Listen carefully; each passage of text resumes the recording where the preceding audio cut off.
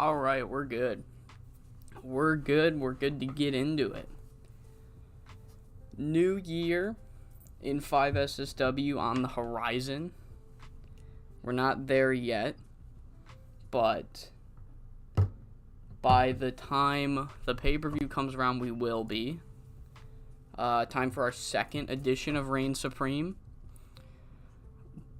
which will be our second show of the new year, technically, but, like, no, fuck you. It's the one that matters. Referee Ramirez is leaving. No, oh my god, I gotta turn off low power mode on my phone. It keeps... Ooh, that's annoying. Turn that off. Turn you off. How do I... Fuck, I just...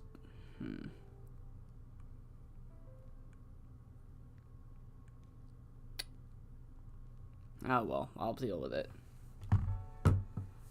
Auto turn off is so annoying on the phone when you're trying to look at it.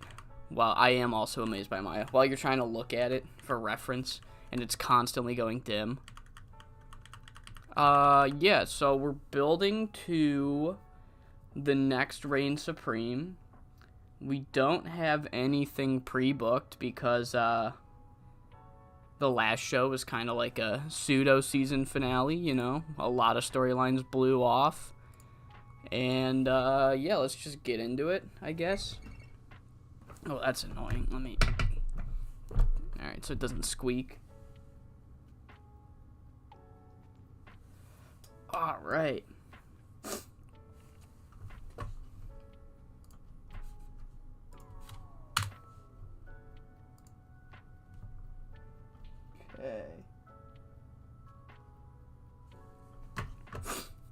New team in USPW. Santiago Nunez. No. Oh no, not Santiago Nunez. Oh no, they're just letting all of them leaving. They're letting everyone worth a damn leave. Hey, they lost Rocky Golden. At least they can keep Spencer Spade. I mean, how old is Rocky Golden? Is it really that bad that they're losing him? I mean, like, you're not going to be able to get that pop off of him as much as you'd like, but, like, still. Yeah, he's 39. He's probably not giving good ratings anymore.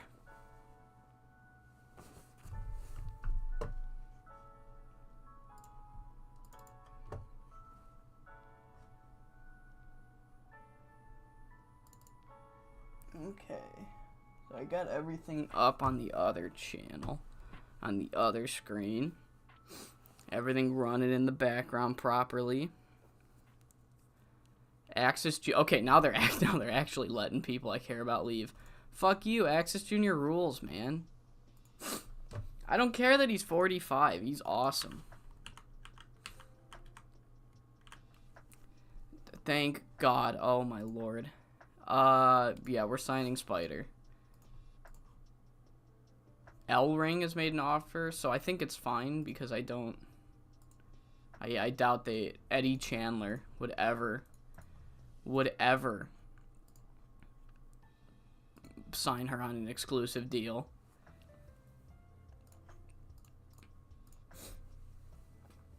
Velvet Suarez is really good.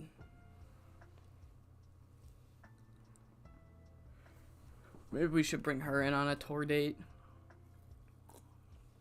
Tour contract.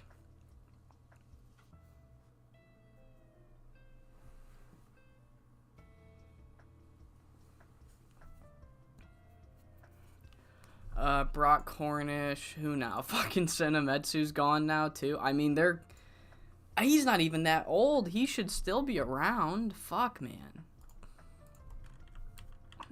Pride and Birmingham are taking this whole, new generation thing a little too fucking hard. Like, god damn. She can work Japan. So that's good. I could actually bring her on a tour date. I could bring her in for a couple tours. I might keep her in mind for the next, oh, she's already shortlisted. I might keep her in mind for the next, like, tournament we have. She is good. At leg day today. Leg day at the gym. Fucking horrible. It went so badly. Oh my god. The gym that I go to, I go to a Planet Fitness because it's cheap. Like, I'm not gonna pay fucking $50 a month if I can get a good enough workout in at a Planet Fitness. But the biggest downside to them is that they don't have barbells. They only have Smith machines. So I'm doing my squats, and based. It's just touring though, but still. So I'm doing squats, and I'm not a male company. Why did I get excited? So I'm doing my squats, and I finished the set. I finished the set properly. Like, I didn't fail on it. But because I'm a staggering 5'6", I line up with the pegs of the Smith machine perfectly. I mean, like, I have to either rack it low or, like, get on my toes and rack it high. It's so frustrating. But I go really hard on the last set, and I finish it out, and I go to rack it, and I don't rack it. I just bump into the peg, and it fucking falls. And because it's Planet Fitness, the manager had to have a talk with me, like, why are you slamming the weights? I'm like, I'm not, I promise. I was an accident. Luckily, the Planet Fitness I go to is run by really chill people, and she's just like, oh, for real? Okay. Yeah, just get back to it, you know. Sorry that happened. That was probably embarrassing. Which it was very embarrassing. But I had, like, a premonition, because I actually put, what am I doing? I'm trying to look at this guy's injury. A few months. All right. It was very embarrassing, but I had a premonition, and I was like, you know, there's these fucking holders at the bottom in case you can't, like, finish a rep of bench or anything. You can put the little bars on the bottom. You can put them up on a peg so that they don't fall to the floor, and I've never used them before. But I had a premonition, like, I want to start using these, and sure as shit, that happens. The fucking one time I use them. So I don't know. I maybe I set myself up for failure by doing that. That would suck. Because that prevented him from being super fucking loud. Okay, I gotta figure out how to auto turn off on my phone, so I don't have to keep fucking poking it. Oh, Jesus Christ. You're trying to have more kids, dude? Christmas Clash. Oof. Oh, man. Oh, man. Wow. Oh, wow. Jeez Louise. Oh, man. Oh, wow. Dude, they lost Rocky Golden, and they're just fucking out of their mind. No shit, USPW hired Maddie Faith. Who would have foreseen? Why would you let Maddie Faith go? L-Ring is looking really fun, actually. Lily Snyder's joining L-Ring. Hold up. I think Chrissy Higgins. L-Ring is looking pretty based. I'm not gonna lie. Pistol Pete Hall's booking the fucking thing? Jesus Christ. Dude, L-Ring's kind of based. I know a lot of their roster's old, but, like, dude. Busta Cab, Cali Slick, Eddie Chandler, Frankie Boy, John Greed, Johnny Perez, Ricochet Ramon. Dude, this is kind of a based roster. L-Ring's winning me over, and they haven't even ran a show yet. I can't wait for Circumstances, which is tomorrow. Okay.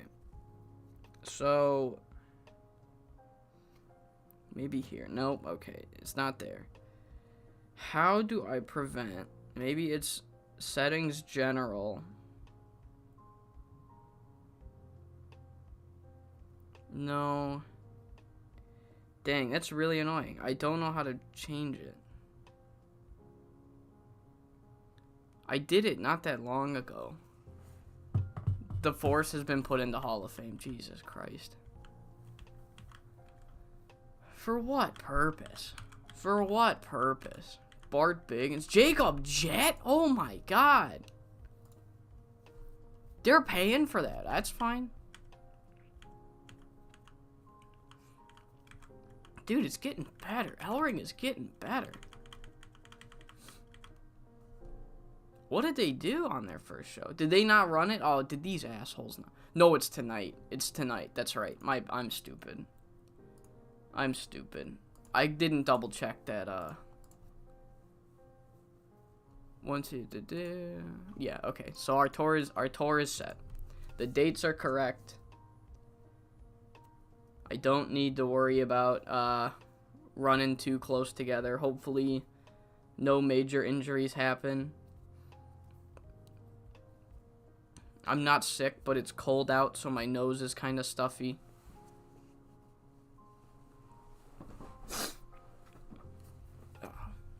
Alright, come on, Ellering. Wow me. I need you to wow me.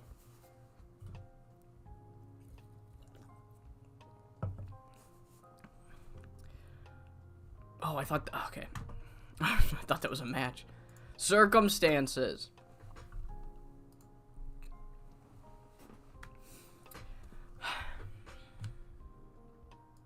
That doesn't wow me. I am not moved by that main event. Happy Elwood and Jacob Jett, I am kind of moved by. I'm moved by this match. This match moved me. I mean, it's a fun roster. It is a fun roster. It's... I don't like their champions. I love John Greed, but he is 42. 43, my bad. I'll never... The TV title... For what TV show? Do you have one? Are they gonna do the TV title on pay-per-view? I don't know. I don't know. That's a weird thing to introduce. Not only did they not whatever. They don't have a TV title, but they introduced one. And then didn't use it. So what was the point of introducing it? To just be like one day? Don't worry, you L-ringers. One day we will have the TV title. That, why? Oh, man. Web victory for J Cord. Ottawa.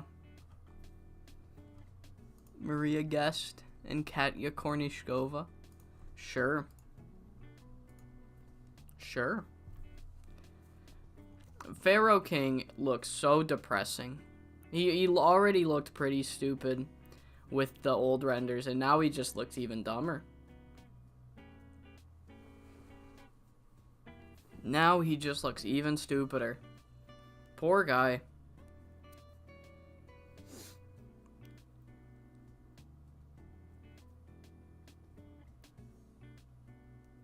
Come on. Let's go. Come on. Alright. Reaver's fully fit. What? 5 months! Fuck me, that's way longer than I thought. Oh my lord, okay. Now I'm really hoping for no more injuries. Jesus. I didn't think it would be 5 months. I thought it'd be like 3.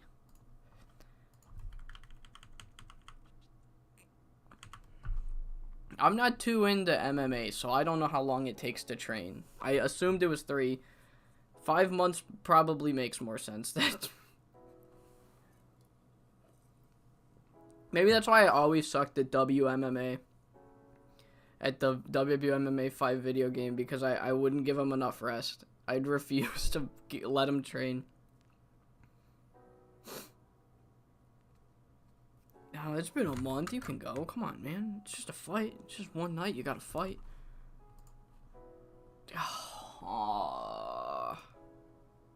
Oh, fuck yeah. 60. Okay, let's see if my math is good.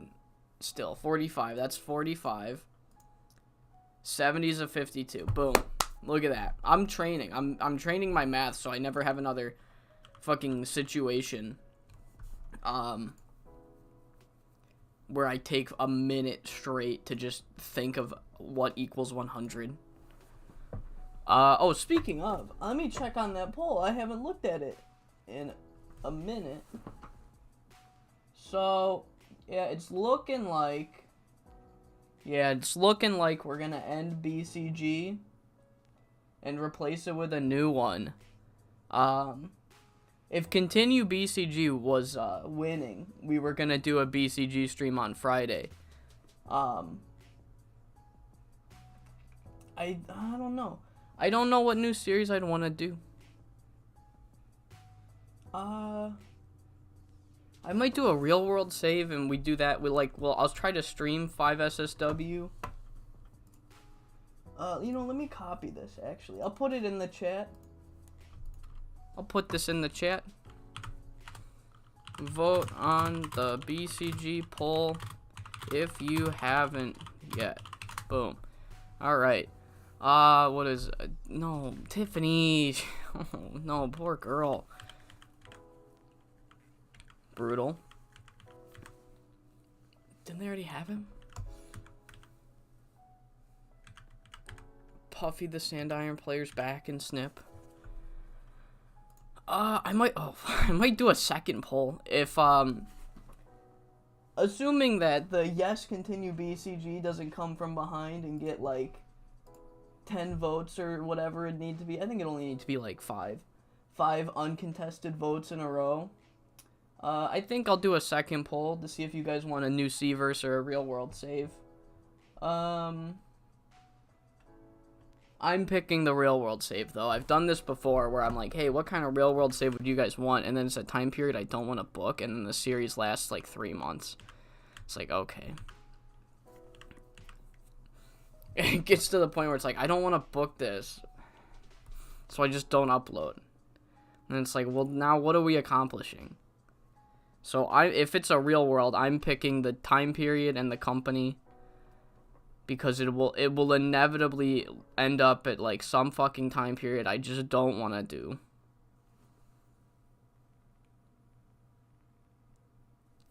But yeah. If it's C-verse, I think we spin the wheel again. I think we do. I'll take all the Japanese companies off the wheel this time so that we don't have 2 Japanese companies going, because that was brutal. Doing 2 Japanese companies at the same time is a little draining. 2 more days. Alright. Yeah, I think we'd spin the wheel again. I'll take all the touring companies off so that we get at least a different type of company. And then, hopefully, I'll stream 5SSW once or twice a week, and then every Fun Friday, I'll call it a Fun Friday, we do the new save. Yeah. And then that way, if I can't do a date, let's say, oh, I'm busy, I'm only going to be able to stream twice, then I'll just cut one of the 5SSW days. 5SSW will take priority. So if I'm only able to stream once a week, this week's going to be an anomaly.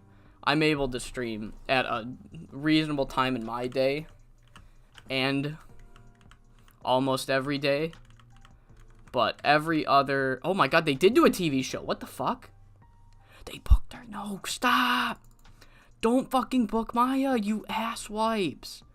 No, stop. You had her lose.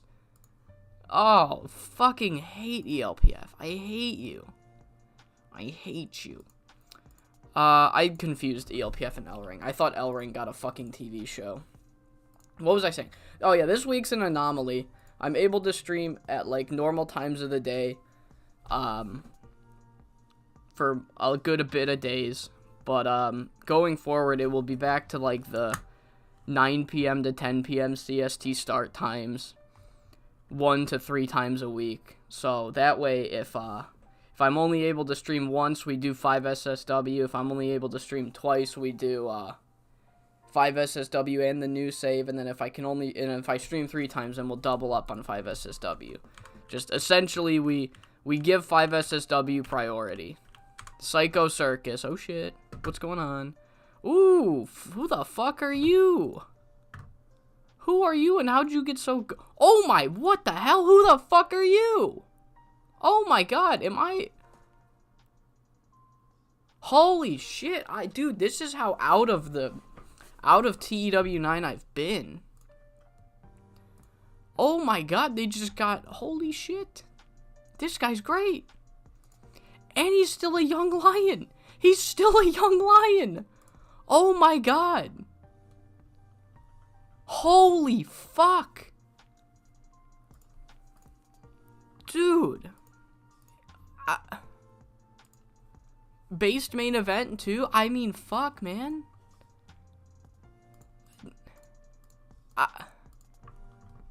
Speechless. I'm literally left speechless.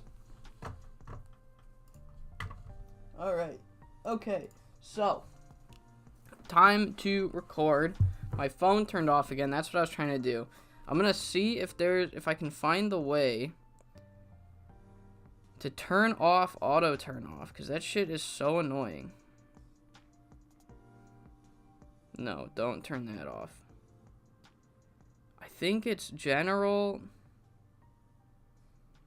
because it's not in battery. If it is, I can't find it. But display and brightness, no. It'd have to be in battery, but it's just not here. It was here before. That's so lame.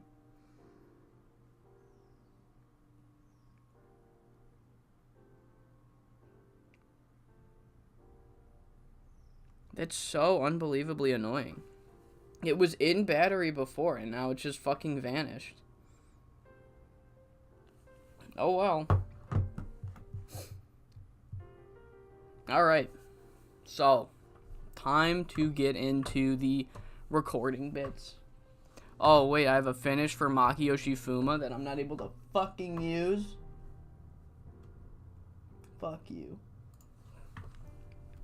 Alright, welcome back to the channel. Welcome to another edition of 5 Star Supreme Wrestling with Paige Croft's American Influence.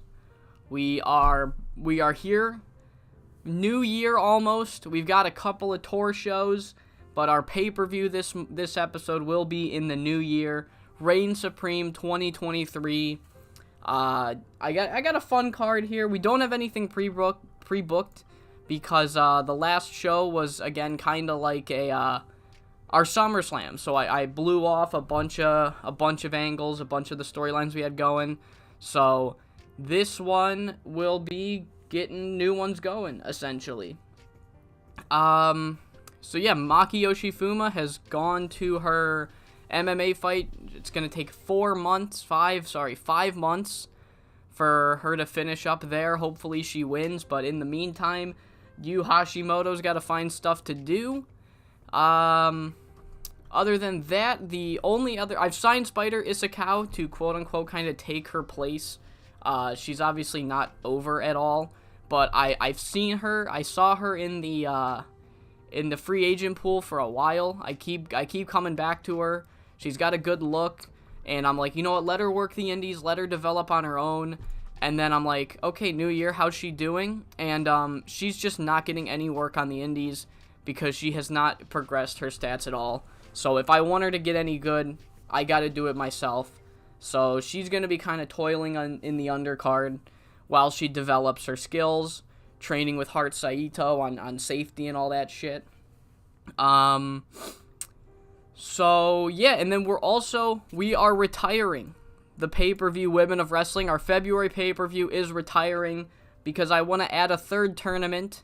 We have two Grand Prix going on in the calendar year. We have the J Grand Prix and the Tag Grand Prix. However, in February, we're going to start the one-shot tournament. This will be the first year of it, and what does the one-shot tournament mean? Well, it means you have one shot to win it. It's a single elimination tournament. It's going to be kind of like our Cinderella tournament for those familiar with Stardom.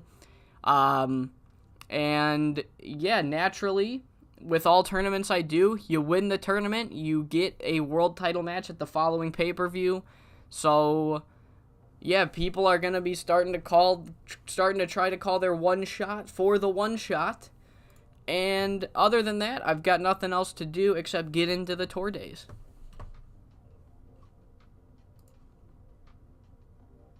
Damn, I didn't press fucking go. Jesus. Alright. Is this episode? This is episode 13 now. This is our first full tour of Reign Supreme. Skip Gib the night off. Still generic venuing. 8 students. Jemmy and Yuma have bonded. That's nice. Look at you. Look at you two go. Chieko's gotta fucking calm down, dude. She's really gotta calm down. I don't know why she's still mad. I've given her a win. I've given her... dude, she needs to calm the fuck down. She is annoying the shit out of me. So yeah, I think we'll end the show. We'll cap things off with a Maya and the Chicas Locas, a win for them. You know, the world champion, new world champion, winning it back because she's my favorite. So I gave her the belt again. Is she now more over than Fuyuko Higa? She fucking is the biggest name in our company. Let's go. So yeah, we'll do Miwako, Maya, and the termination. And who is there anybody over that I could throw in here? Or do I do one of the quad squad? I think we got to do one of the quad squad. We'll put in Rika. Rika's the good one? No, it's Rina. No, Rina. Rika is the good one, but I was looking at Rina. And they can take on... Who should they take on?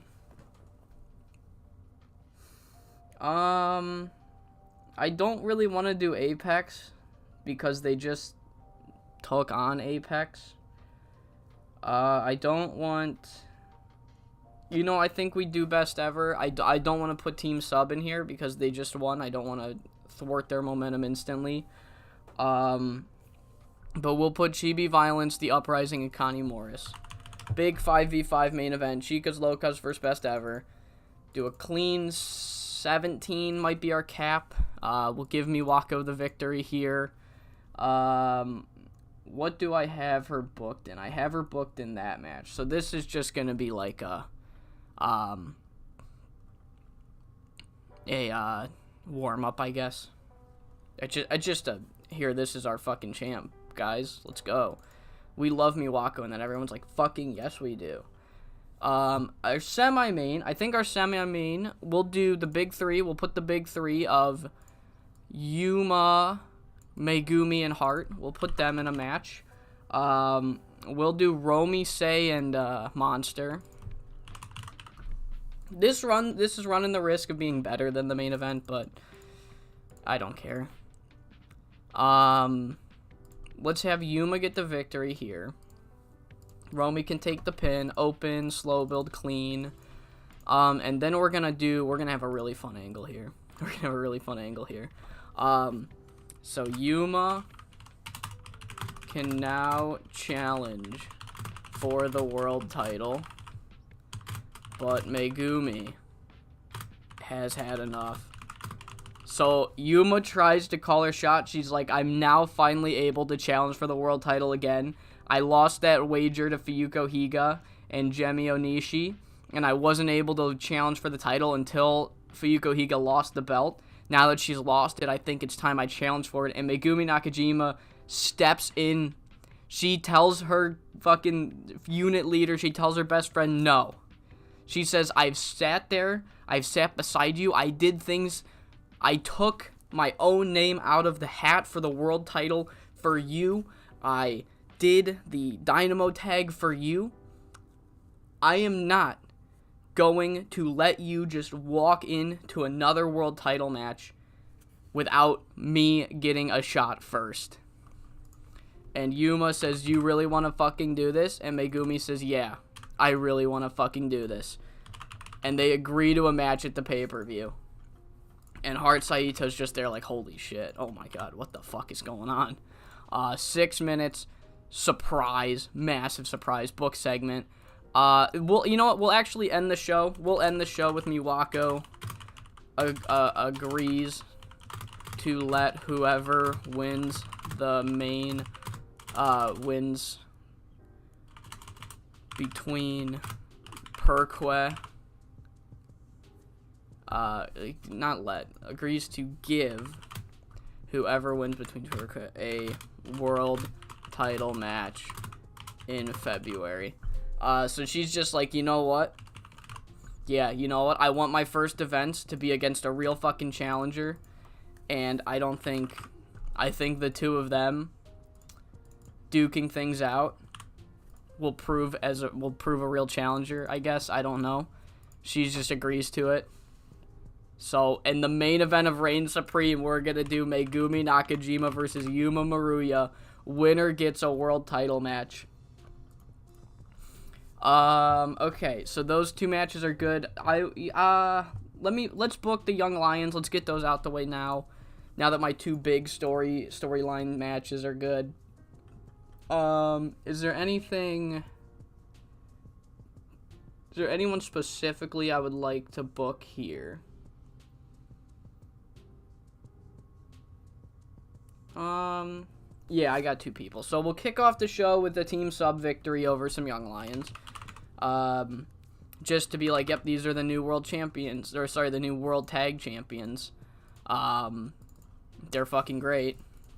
Here they are. One of the greatest teams of all time. And then we'll do I can't do Rika Rina. I'll just do Down to the Mat. That's right. Okay, we'll do Down to the Mat versus a Yuko and Kiyomi. All right. So yeah, we'll do Hana can win. Sure, Hana can win. I did put Chieko to go over, right? Yes, I did. Okay. And then I think we'll do another Zofia thing. We'll do Zofia in the last one. Because I think she still has chilly momentum. Yeah, just keep giving her wins until she gets above that. She gets past that. But after the Down to the Mat match, usually Apex, they like to take the night off. But maybe not Apex as a whole, but Birds of Prey especially normally like to take the night off.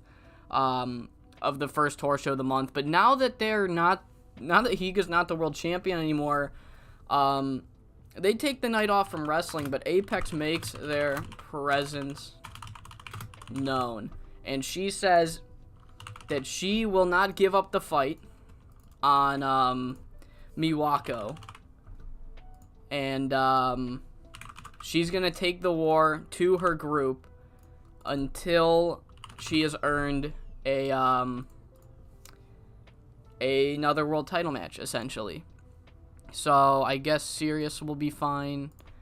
That'll go here. They jump down to the mat. She calls like she's not fucking around. She will take the fight to her group, even if it means it takes a while. I don't know. She's just I don't know where I was going with that exact sentence.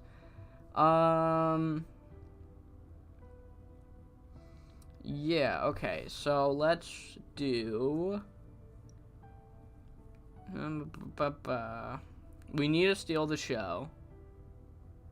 Let's just give High Fly Royalty a win. We'll do a triangle tag match. Fun triangle tag match. Not booking Birds of Prey in this. We'll do High Fly Royalty, Wounded Warriors, and let's see if Nami, Genda, and Spider have any chemistry. Because that would be a fun team to do if they have chemistry. 16 minutes, Yukiko can get the victory, steal the show. We'll have Spider take the fall in her first show. Open clean. Book segment. Okay, good. Booking analysis. All are slightly overused. Let's get it. Alright, it is time to kick off Reign Supreme's shows. This is actually our first time booking a full Reign Supreme tour because, technically speaking, we only did, I think, like 2 or 3 tour shows in a pay-per-view in the first ever episode of this because the tour starts in December. So, yeah, we're getting a full Reign Supreme tour for the first time ever.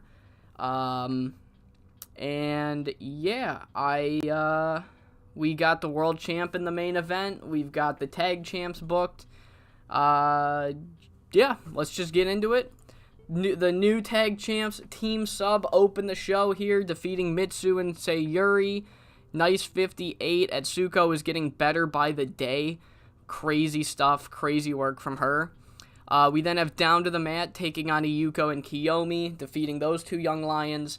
And it's not, it's not like a tradition kind of thing, but Birds of Prey are notorious for taking the first tour day of a new tour off. They're not booked tonight, but since Fuyuko Higa has lost the title, they make their presence known as they run out, they ambush Down to the Mat, and Higa and Jemmy say, now that the World Championship is no longer under Apex's grasp, that doesn't mean that they're going to give up the fight. Higa, Jemmy, and Apex, they're going to take the fight to Miwako's stable until one of them, any of them in Apex, earn a world title match. They don't care how long it takes. They don't care if they got to win a tournament. They got to win the new one-shot. They're going to take the fight to Chicas Locas and make their presence known amongst the group to re-earn a title shot. So, Higa and Jemmy making their presence known. Zofia Jankovic defeated Aikira, still trying to give Zofia some momentum. She's still got chilly momentum, so this is what she's going to be doing until it gets in the green, I guess. We kick things off with a fun triangle tag match. Debuting Spider, and here tonight, I wanted to see if her and Nami Genda had chemistry. They don't have good or bad chemistry, so there is a good chance I run with these two as a regular duo. I don't know if, like, a full team or not, but, alright, no pros and cons, that's good. But yeah, I think a good undercard team of Nami Genda and Spider Isako would be fun.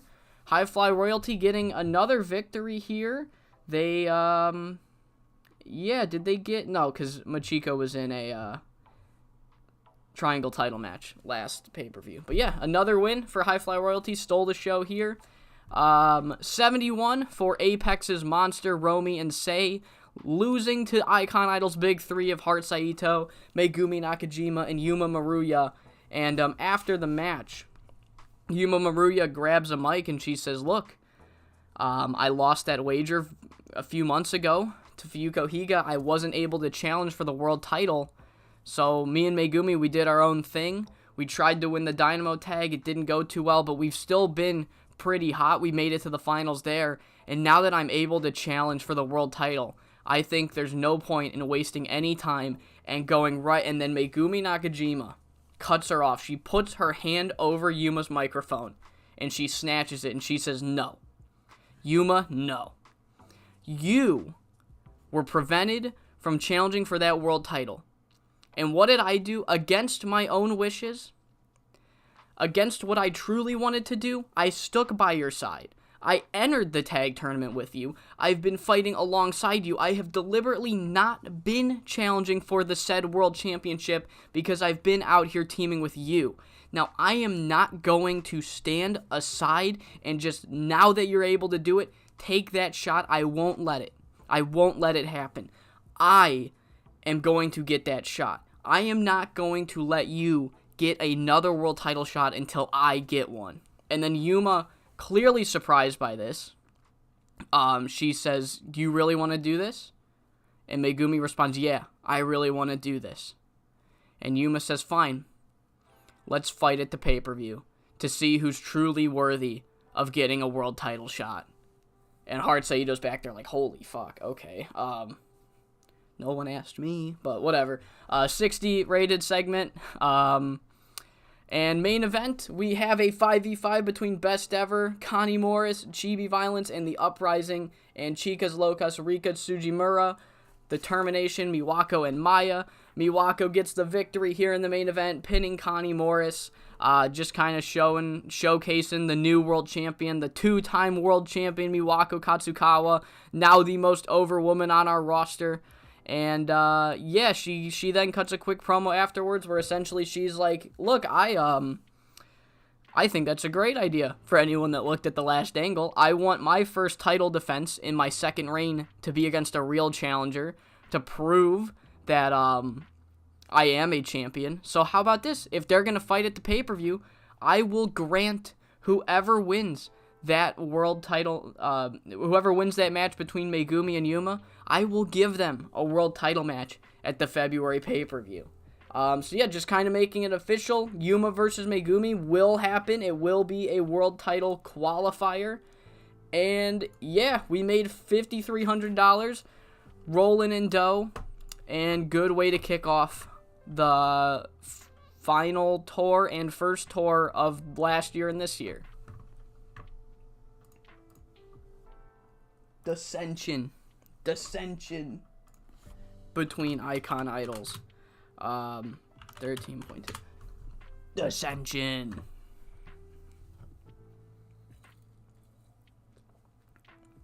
Alright.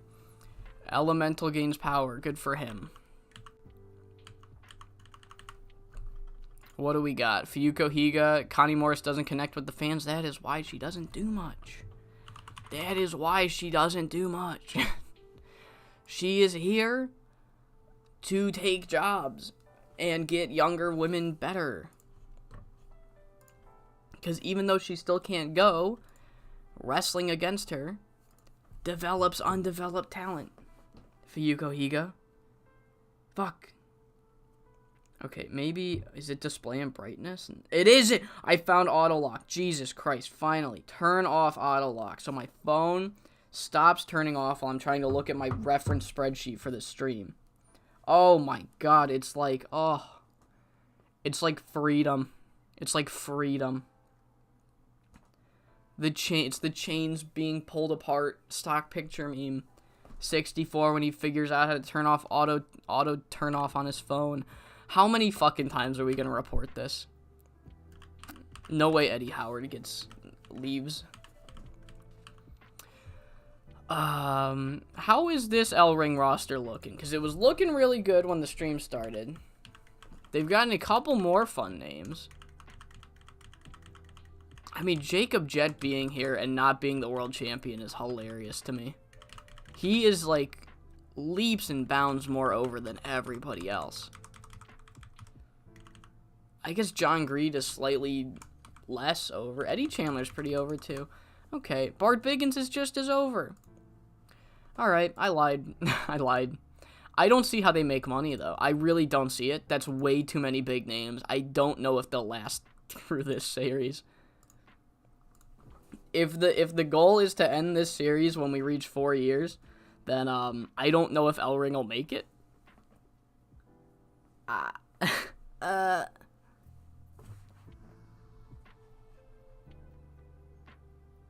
Not looking good with all those big names.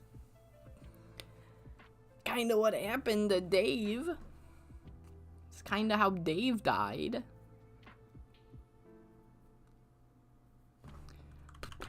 Nathaniel Casino. Ah, poor guy. Poor guy. Alright, tour day 2. So we've established the main event. We have established our main event here. So what do we do tonight? Generic again. We're just gonna non-stop run generics. Sayuri's getting better at booking. Mitsu can sell. Microphone arena. Okay. Hard Saito. Karaoke machine. Alright, fun. Address the locker room. Guys, let's bond. Chieko, can you... Thank you, Chieko. Thank you. Thank you a lot. I appreciate that. I appreciate that. You're really mad at the fucking loss. You've lost, like, 1 match on pay-per-view, I think. Can you get over it, maybe? Like, fucking cry about it?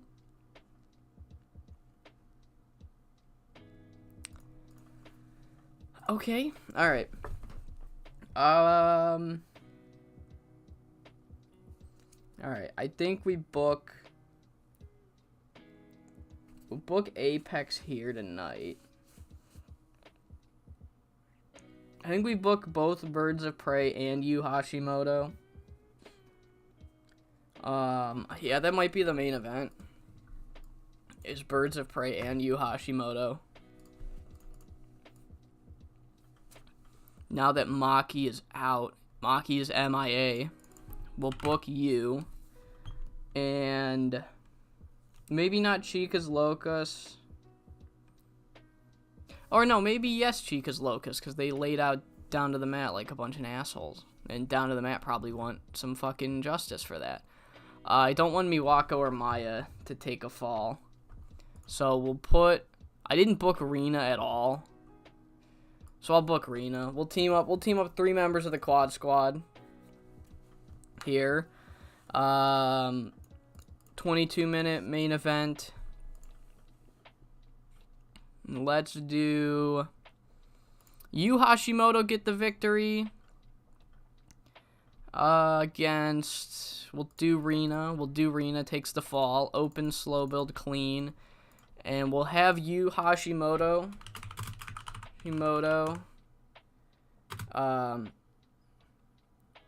was a singles person first and wants to prove she still is. So essentially, for people that don't know, Yu Hashimoto debuted way before Maki Yoshifumi and actually had a couple of singles title reigns. That's the wrong button. So let's see. So yeah, she had 2 All-Asian title reigns, but once Maki Yoshifumi came, they kept teaming them up. And now that she's gone indefinitely, she's just essentially going to say, like, hey, I'm going to reestablish that I am still a singles threat. And nothing against my tag partner, but we're more than just a team. At least I am. So, yeah, serious promo, I guess. Just quick stuff. Honestly, Maki going to a MMA fight might be one of the worst things that happens to her, because if Yu Hashimoto can, like, pull ratings, I might push her really hard, because she's over, she can cut a promo, like, I don't know, I feel like she might be, like, this hidden gem within the company. Let's put Eri Sato in a match. We'll put, maybe, what if we, yeah, we'll do a 3v3. Wrestling Passion and Eri Sato versus Determination and Maya. And this can go 17. And Eri Sato's going to get a quick roll-up victory on Maya. Protect her, keep her strong. I know Eri's not that much less over, but Maya's Maya girl. Flash pinfall finish. And essentially, yeah, this is going to be a title match at the pay-per-view. Eri Sato keeps her momentum going and will now get a all-Asian, that is not how you spell Asian, title match. So she flash pinfalls Maya, says, look, I've proven at the last pay-per-view that I am a threat in the singles division. I've proven tonight that I have the capabilities to beat you. Let's fucking run it. And yeah. So hype works the best, I guess, here. Hype for that. Okay, let's do, I think we'll do another, can we do another team sub tag match? Not team sub, sorry, another High Fly Royalty tag match. Let's do it. She's still got chilly momentum, for fuck's sake. Okay.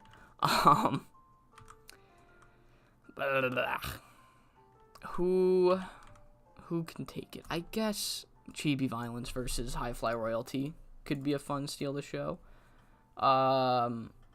See, another credible victory, I guess would be the term, for Machiko Matsuda and Yukiko. Steal the show, open, clean, book that. Let's get our Young Lion matches out the way. Kiyomi and Sayuri are kicking things off. Kiyomi and Sayuri will do the Rose Queens. I so desperately would love Zofia Jankovic to have momentum again. She's got to have one of the best win-loss records by now. I mean, unless I'm delusional. She has an insanely good... Okay, what about just 5 SSW, actually? That's a good... That's not... How did we get there? Okay. Insane win-loss record. Insane win-loss record. And she's got chilly momentum. I don't get it. Alright, Aikira and Mitsu.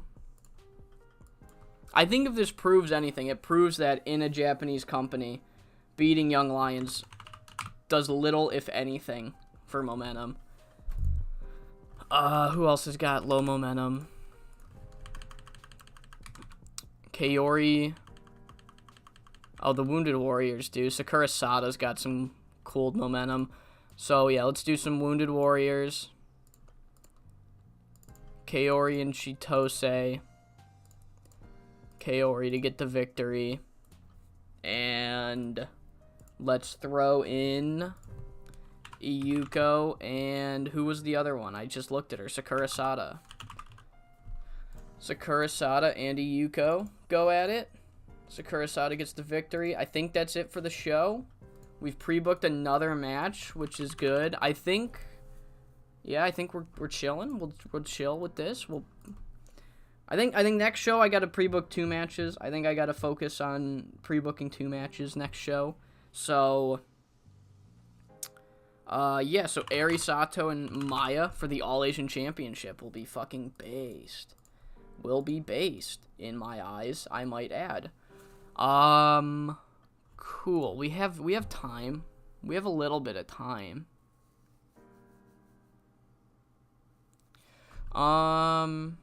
Here, we'll do Machiko has been focusing a little too hard on the Triangle Championship. So Machiko, you can cut one. Yukiko can cut one. Sure, 6 minutes scripted's fine. Foreshadowing. And yeah, that'll go right here. You know what? No, let's do this. We'll do a press conference too. High Fly Royalty want a tag title shot. Who else has kind of been sort of hot in the tag division?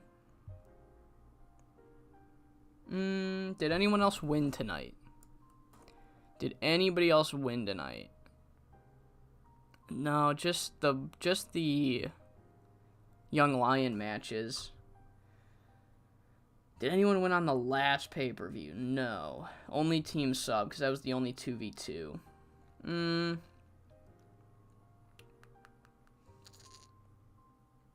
I guess we could do... I guess we'll do Romy and Say. I guess Romy and Say would be fun. So yeah, 4 minutes post-show, scripted, or we'll put the people in first.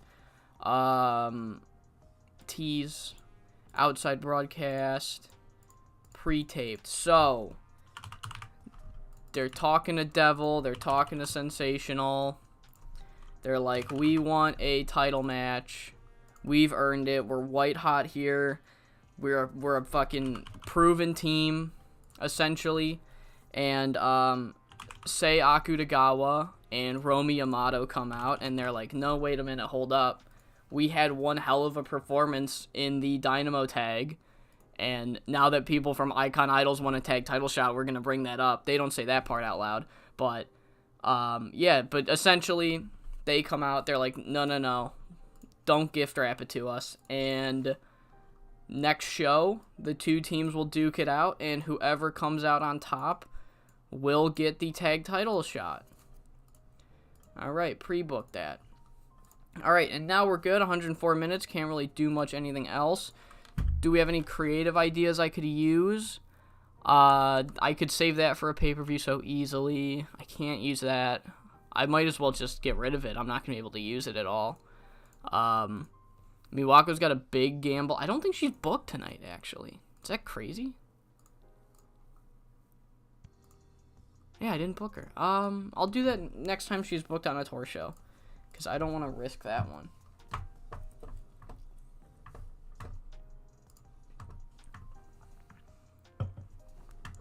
Alright, day 2 on its way after making an example, I guess, out of Down to the Mat. Fuyuko Higa and Jemi Onishi, along with Yu Hashimoto, will have a match against Down to the Mat and Rina in the main event.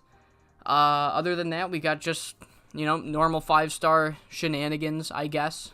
Kicking things off, we got the Rose Queens still trying to give Zofia Jankovic momentum. I will not give up. I promise I will not give up. 43 for the Wounded Warriors, another one. Kaori could use some momentum, so 43 for them. And then Sakura Sada, 38 against Iyuko. Hoping she starts to get a little better. I don't use her as much as I thought I was going to, but I do have her booked on the pay-per-view, spoiler, so, maybe just more exposure. Eventually she'll start clicking on the roster. But yeah, we kick things off with another High Fly Royal Team match, as they get another victory in a Steal the Show bout here.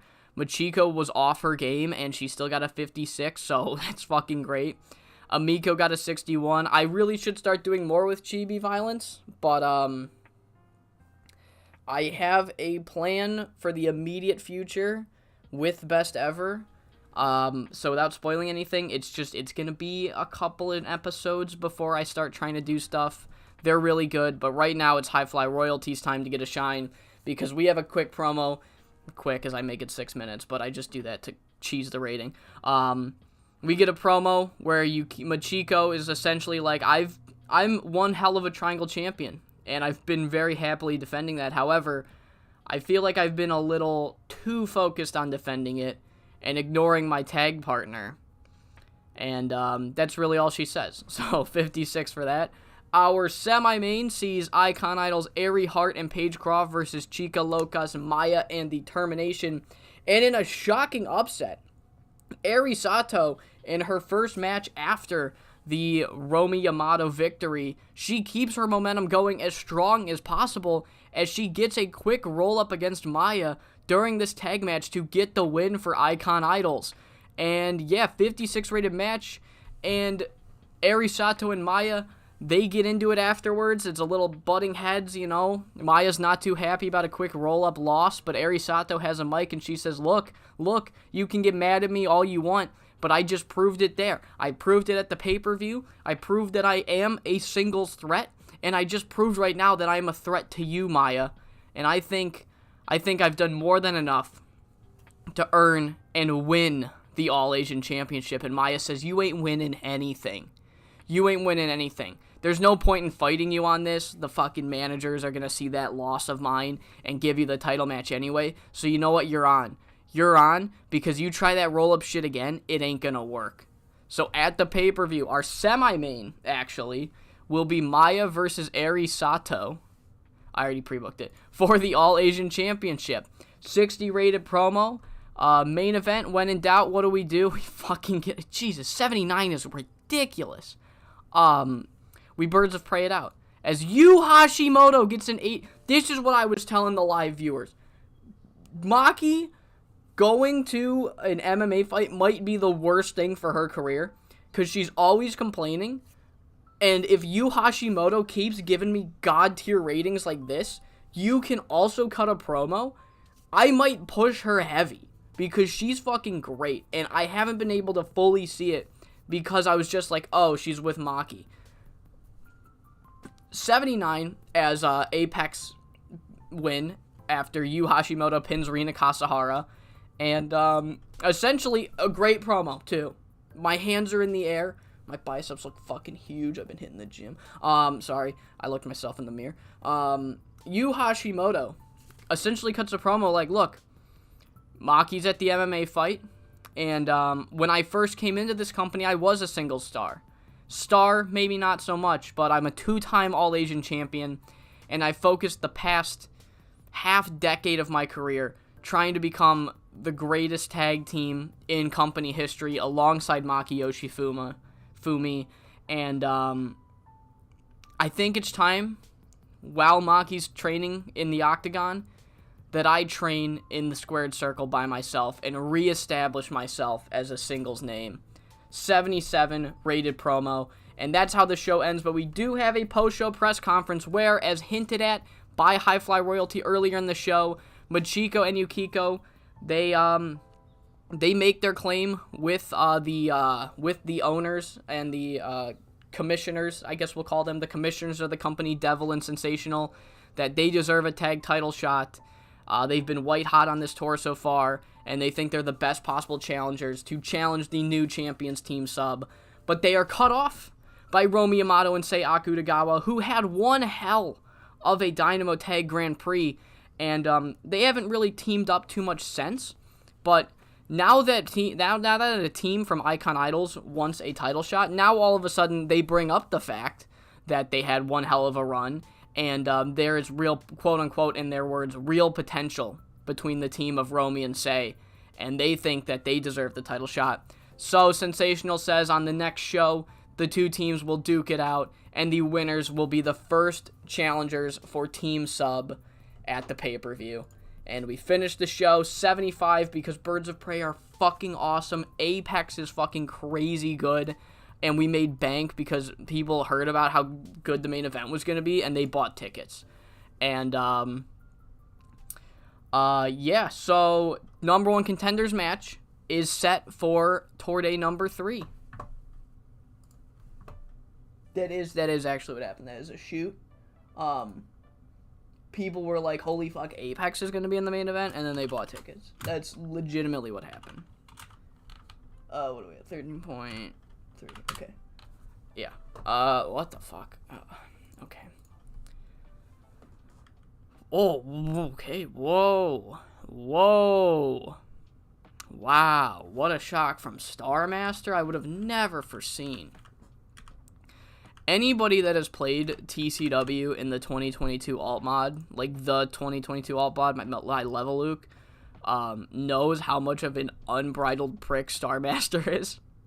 I don't know how much he is in canon, but in that mod, holy fuck, do I want to sock that poor guy in his face.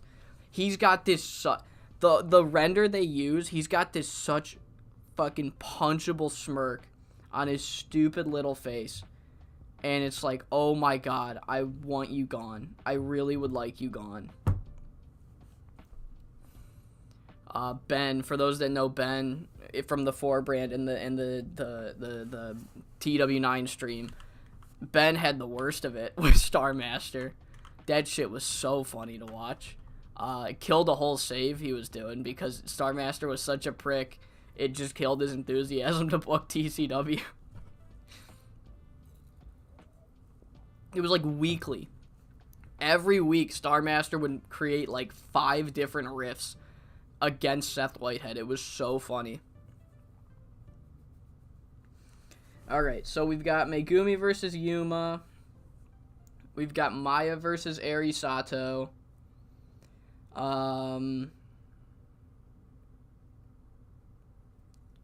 Yeah.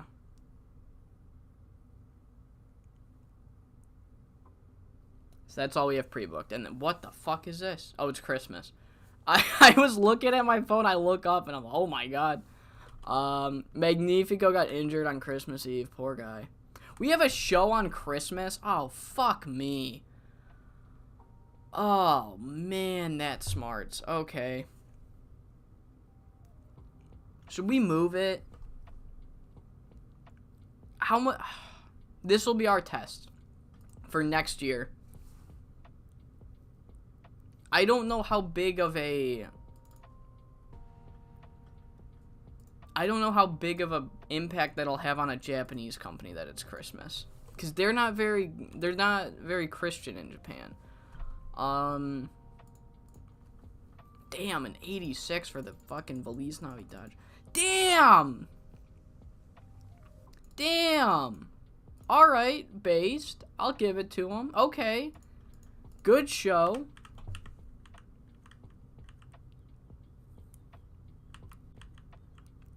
Does anybody else have a fucking show? Are we? No. Okay. Okay, so a bunch of Japanese companies are running today, so we're fine. We're actually chilling. Christmas edition. We'll do a Christmas theme show. That's what we'll do. Generic venue. Yeah, it's not really having an effect on us. All right. Cool. Oh my god, Chieko Kita, you fucking asshole. They've bonded. That's nice. Okay. Can I... There we go. Okay, this is a risk we have here. I'm gonna call out. I hope this works. Oh my fucking god. Oh my god, that fucking worked. Oh my god, Chieko Kita, you're winning a match tonight. Chieko Kita. Oh my god, her whole personality changed. Holy shit. I was like, fuck you, it didn't work. She went from prickly to relaxed. Oh my god, I didn't know that's what that would do. I thought it would just fix her morale issues. Holy shit, that's based. God damn. Chieko, I gotta remember to give Chieko a match. Alright. But yeah. High Fly Royalty are gonna win this match. Fun Steal the Show. We'll do 15 minutes Steal the Show on Christmas. Christmas show, guys. Christmas show. Machiko can pin Romy. I'll protect Sei just to be safe. Open, slow build, Steal show, clean. Alright, and then we'll do a team sub. Team sub confront their new challengers. So yeah, speaking of Chieko Kita, working the crowd. Etsuko, background player. Machiko, working the crowd. And Yukiko can work the crowd. Alright, can I script it? Or is Chieko gonna be like, no thank you? No, okay, so she's chilling. She's relaxed now, guys.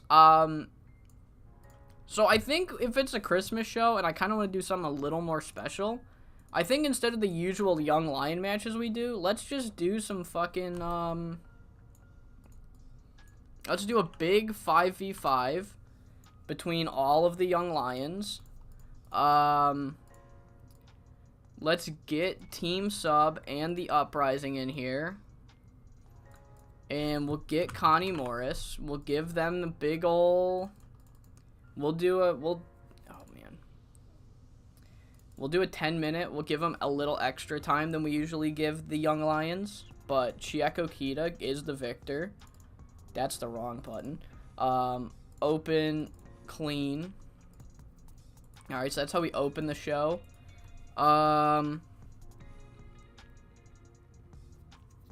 Let's do...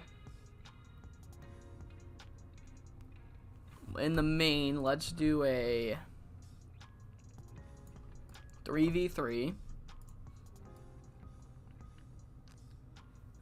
What should we do?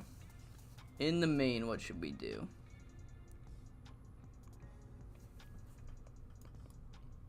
Let's do the Persian Queens and Aerie versus Miwako, Maya, and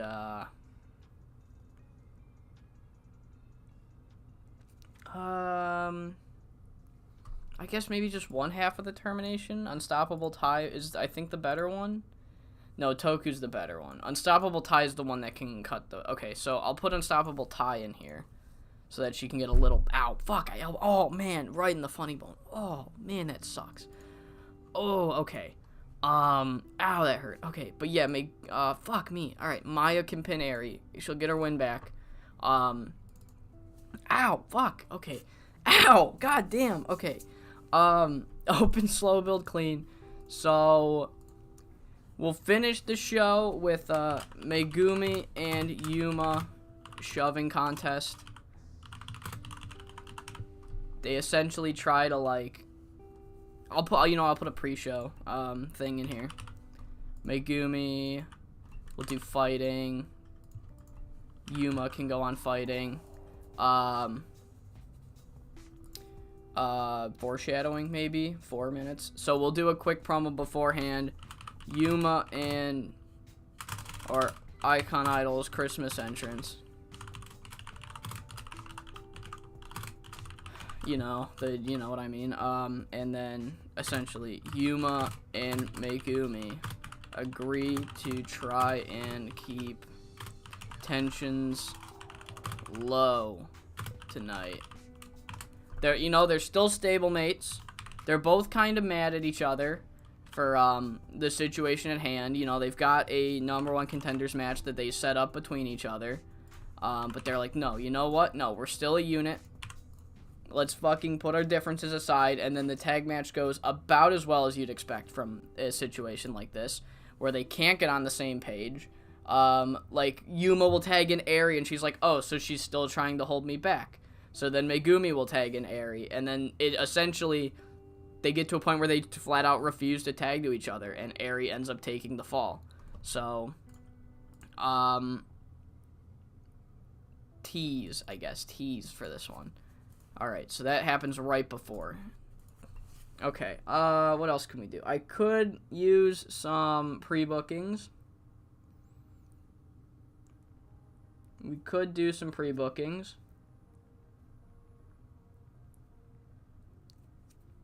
So I've pre-booked that. I want to pre-book 2 matches tonight. I can't do that one. I can't do that one.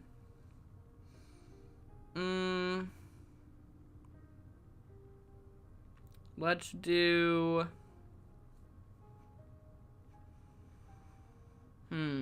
Let's do that. We'll do that. We'll do a semi-main. Rika Rina versus Monster Ishimura and Gemi Onishi. This can go 15 minutes, and then fucking Rika's gonna win. Rika is gonna win. They're gonna pin Gemi.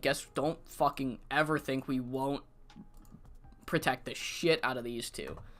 Rika's winning. And it's a fucking brutal one. Like, they go extra hard. So this is our semi-main. And afterwards, essentially, the Quad Squad brutally lay out Gemi and Monster. Say they will not take disrespect lightly. So essentially Higa and Gemi were like, we're gonna make an example out of your group on the first show, and Rika Rina are just not fucking having that. They are not an example. They are, the example. Something like that. So Rina can't really cut a promo, so she can be on attacker. Gemi, we'll put Gemi to Monster, Victim. 6 minutes. Surprise. I'd be surprised if that happened. So yeah, we protected the shit out of Gemi and Monster, so that really won't affect them. So they're like, we're not stepping stones. We're not gonna take this shit lightly. You try to treat us like a barrier to your single success, you're gonna be sorely mistaken. And they set up a 4v4 for the pay-per-view, which will be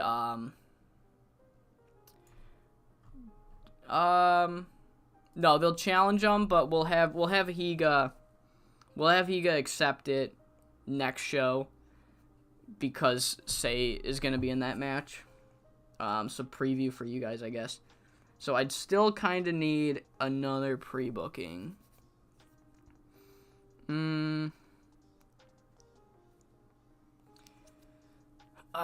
Let's do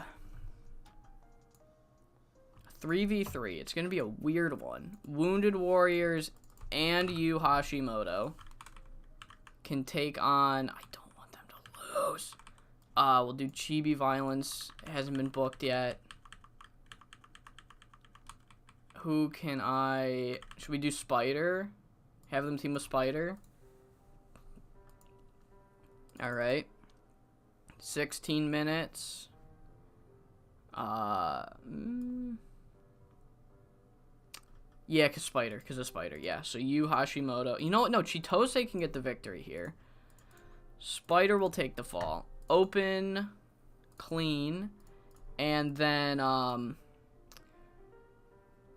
after the match, we'll have a quick promo where Yu wants her first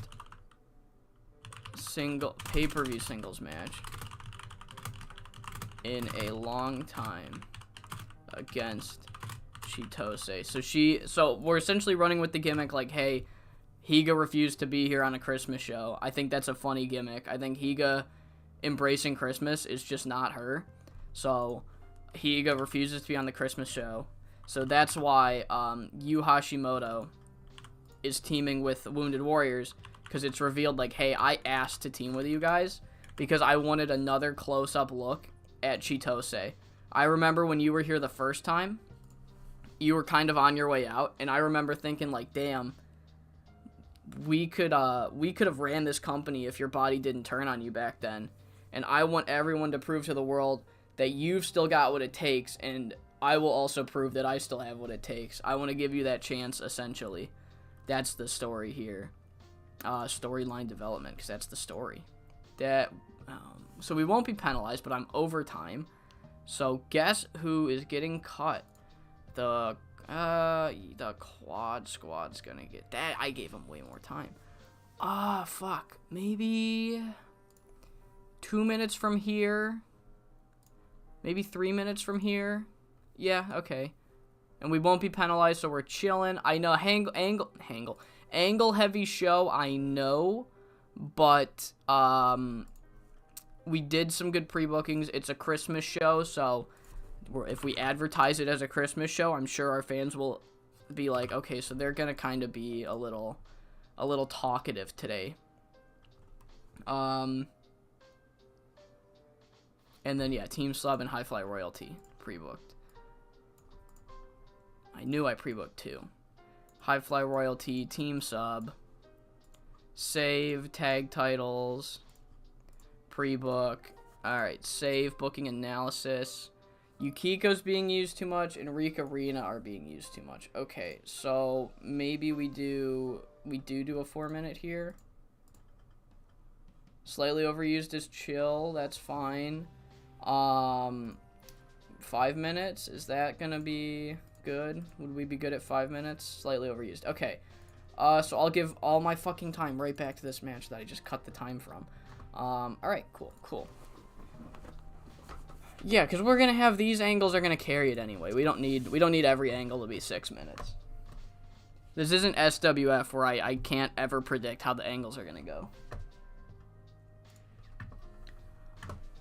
Alright, we are here for the Christmas show of 5SSW. That caught me off guard, but we'll do a Christmas tour special.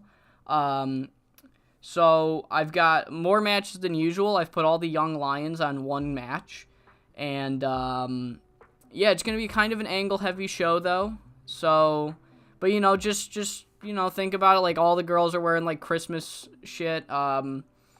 Yuma and Megumi are probably dressed as reindeer or something. And they actually, that's a weird thing because in the main event, they actually asked to be teamed up together, which is weird. So we'll see how that goes, I guess. Of course, we have the number one contenders tag title match as Romi Yamato and Sayaka Tagawa take on High Fly Royalty. And yeah, the only other thing is Fuyuko Higa refuses to participate in the Christmas show, which I think is to her gimmick, so she's not here tonight. Also, I can't show you, but I did the call-out feature on Chieko Kita because she was kind of being a problem. And I thought that would get rid of her morale issues, but no, it changed her whole personality from prickly to relaxed, which is crazy good. So hopefully she can stop being so irritated all the time. But other than that, I was so happy that she took the call out well that in the opener, I gave her the pinfall victory over the Young Lions. Yay, Chieko. I'm very glad you are reformed, I guess. I don't know if that's the right word. But yeah, Chieko Kita, along with the Uprising Atsuko and Connie Morris, defeat all our Young Lions in the opener here. And it gets a nice 58. Following that is the tag title #1 contenders match. It gets a 64 based. But yeah, High Fly Royalty do overcome the team of Romi Yamato and Sei Akutagawa. I think I didn't even actually realize this, but this was the match that I fucked up when I was playing the Grand Prix. I accidentally had Romi and Sei win when they weren't supposed to. So unintentionally, I have just given High Fly Royalty the win that they were supposed to get, and also a tag title match as they team sub come out and confront the tag champs. It's just like a staring thing, you know. They hold the belts up. Other girls look at them. That kind of gimmick. Up next, we have a 3v3 with Yu Hashimoto teaming with the Wounded Warriors and Chibi Violence teaming with Spider Isako. And it's actually Chitose Ariwara that gets the victory with a victory roll pin on Spider. Yu Hashimoto was great. Match gets a 65. And then afterwards, Wounded Warriors look like they're going to leave, but Yu Hashimoto grabs a mic. She tells him to wait, and she says essentially like, hey, when Fuyuko Higa told me, and Apex, that she refuses to partake in the Christmas show, I thought today would be the day that I make my challenge. I want my first singles match on pay-per-view in at least a year, because I don't think I booked her in one. If I have, it's been months in game. And she says, I want my first pay-per-view singles match in a while against you, Chitose. And I wanted tonight to be the moment where it's like, is she still the same girl? Because when I first came to 5SSW, you were on your way out, almost. Your body was turning on you. But I saw flashes of greatness. You're one of the toughest women in the history of this company. And I wrestle with Maki Yoshifumi. And when I saw you, I'm like, there is something special there, but your body turned on you. You were gone from the company. But since you've come back, you haven't gotten injured yet. I want a singles match. I want to give you the chance to prove to the world that you're still a bad motherfucker while I'm trying to prove to the world that I'm a single star. And Chitose looks right at her and she says, I'm going to give you every fucking thing that I've got. And that is booked for the pay-per-view. Chitose Ariwara versus Yu Hashimoto. Prove yourself match for both women. Angle gets a 73. As we go into the next match, as Rika Rina take on Monster Ishimura and Gemi Onishi. And yeah, it gets a 65, but, oh wait, Rika Rina fucking win. Rika Tsujimura pins Gemi Onishi, and it's a fucking brutal match. Rika Rina jumped them before the bell. They strike way more than usual. They're way more violent than usual, and everyone's watching like, holy shit, what is this? Where are these girls? And they get an upset victory, catching Apex off guard, kind of having control most of the match thanks to that brutal beginning and just consistent onslaught of offense. And after the match, down to the mat, also run out, and they begin to beat both women down, and they don't stop, and they don't stop, until eventually Rika grabs a microphone and she says, I am not one to back down. None of us are ones to back down. And when you and your stupid tag partner Fuyuko Higa think you can come in right in front of us, make a mockery of the Quad Squad, and say that we're nothing but stepping stones, oh, you're gonna take the fight to us to get to Miwako, that's not how we operate.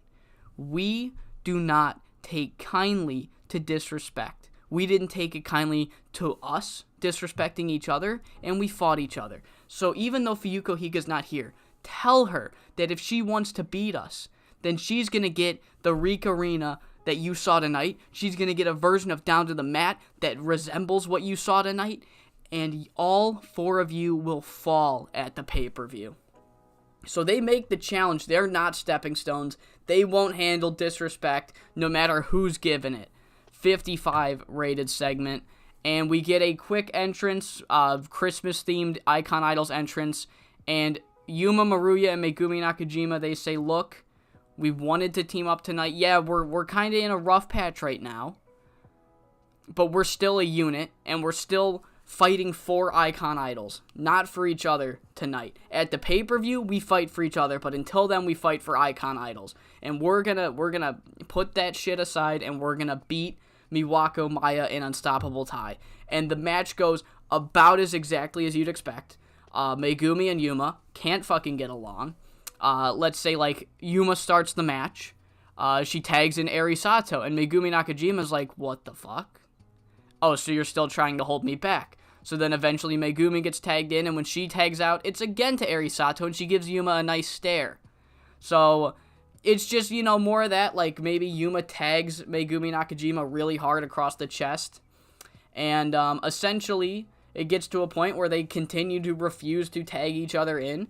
Eri Sato takes way too much of the offense, and Megumi and Yuma spend way too much time focusing on each other than the opponents, and Eri Sato ends up taking the fall, getting the triangle choke locked in. They're held back.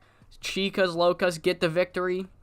And then afterwards, we have a shoving contest between the 2 women that are going to be main eventing the pay-per-view. A very sour end to Christmas for those 2. As the show gets a 68, we draw $5,600, so Christmas has no effect on profit sharing revenue-wise for Japanese companies, if any of you were wondering. If you are in Japan, you can run a show on Christmas and you'll be fine. Fun Christmas show. I really enjoyed the Christmas show. I think there's a good chance next year we make it like a pop-up pay-per-view kind of gimmick that I used to have in BCG. Like, I make it a full event, we do fun matches, maybe a title match or 2. It's still technically a part of the tour, but, like, we just, like, it's a little special. That is, I don't know if we'll exactly do a Christmas show. It might not line up. It might not line up next year. So if Reign Supreme next year is going to be on the 5th, 1, 2, 3. We have a show on the 2nd. A show on the 2nd of the 1st.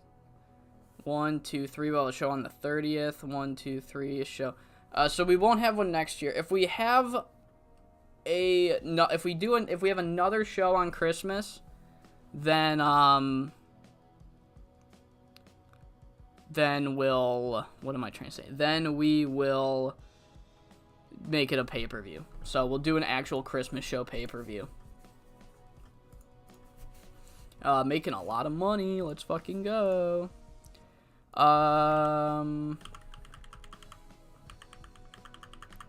Alright. Ed James. Who is Ed James? He's new. He's brand new. Okay. I'm like, what the fuck? Guy in SWF I don't know. Roar.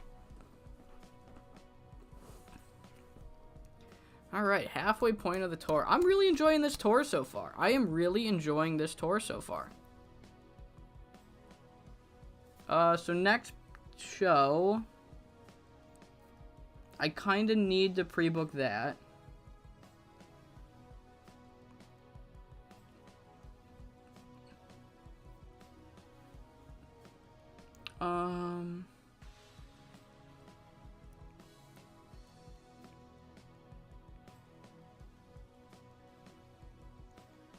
I'll start that. Okay, I'll start the last match, and then I'll be able to pre-book the other 2 pretty easily on the next show. Alright, damn, that was a quick re-sign. It took 1 day to sign Ed James. Good to know that's where their priorities are, you know. I mean, I would have all my priorities on Ed James, if I do say so myself.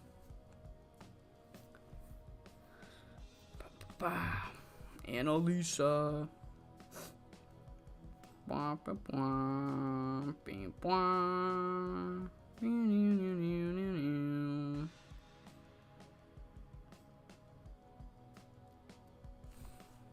Oh my god, guys, the TCW booking team's in shambles. No.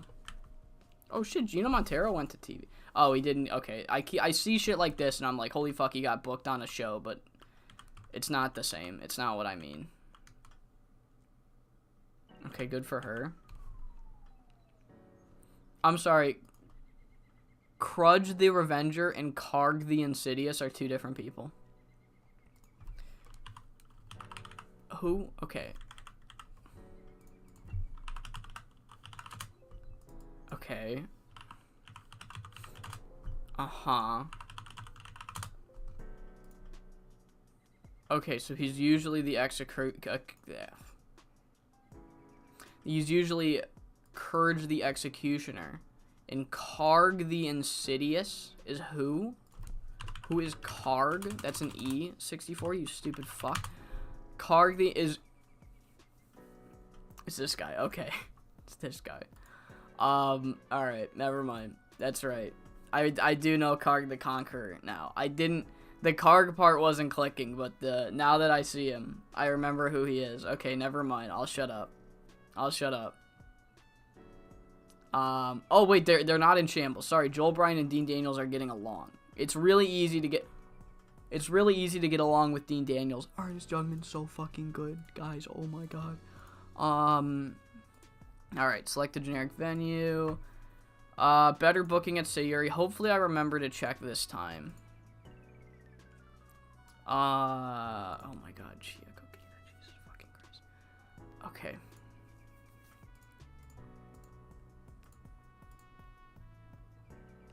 Oh, Chieko, I thought you were gonna calm the fuck down. Kita.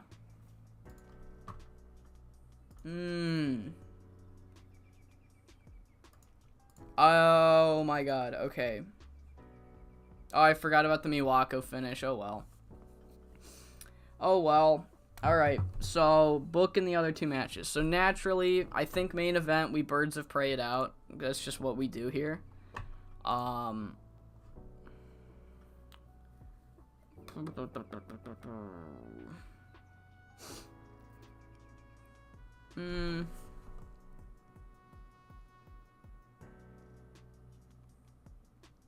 do they face, though? That's the question, is who do they face?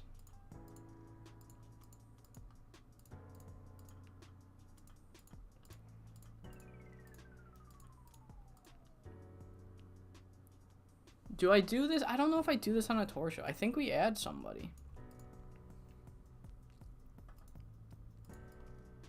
Birds of Prey and Say, I think, should main event. I don't really want to do the quad squad. Do we do best ever? Do we do some girls from best ever?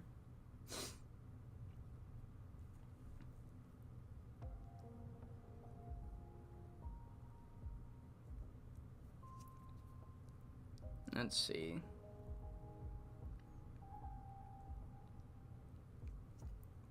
I don't know.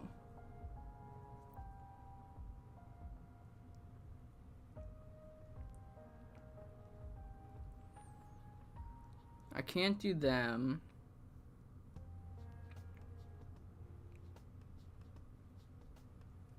I think we kind of have to do best ever. That's a bit of a shame. I didn't... Alright, we'll do Uprising and Amico main eventing.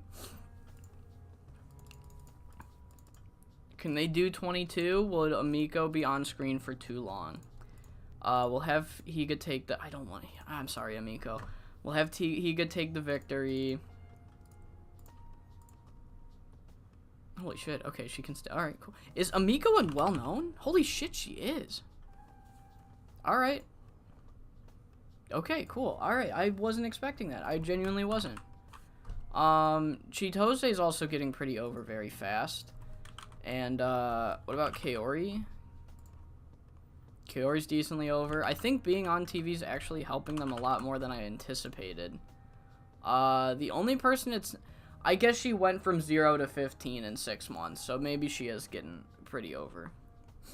But yeah. So then we'll okay. Higa accepts the challenge once all of the quad squad in a 4v4. Okay, so quick promo, just like you fucking, okay. Not as easy as I thought this was gonna be, but fine. If you wanna fucking go, let's fucking go, quad squad. Give me Jemmy, give me Say, give me Monster, who will be off screen, and we'll fucking take you to town. We will kill you, essentially. Hype, improvised, book. So yes, 4v4 quad squad versus Apex in the pay-per-view. So Birds of Prey and Say and Monster. Right there, boom. I'll change the name. Let me change the name. Change the name to the Quad Squad. Boom. Alright. I made them a stable so that if they teamed up, they would be called the Quad Squad, but whatever. It's fine. So that one's pre-booked.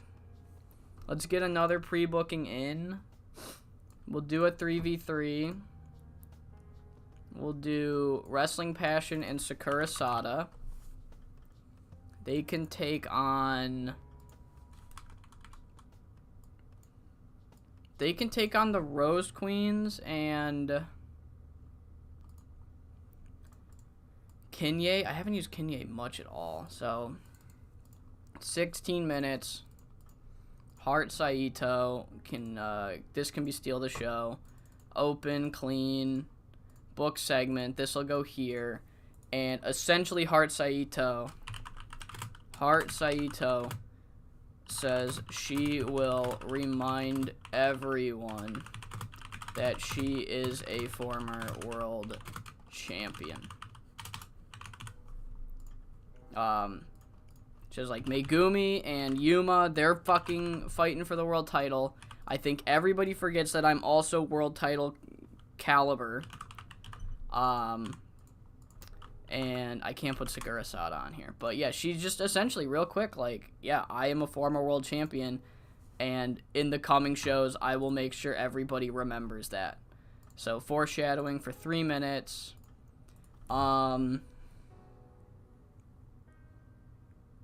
Should we give Team Sub a victory here? No, we'll do... Sorry, this one won't be the Steal the Show. My bad. Regular. Because this match will be the Steal the Show.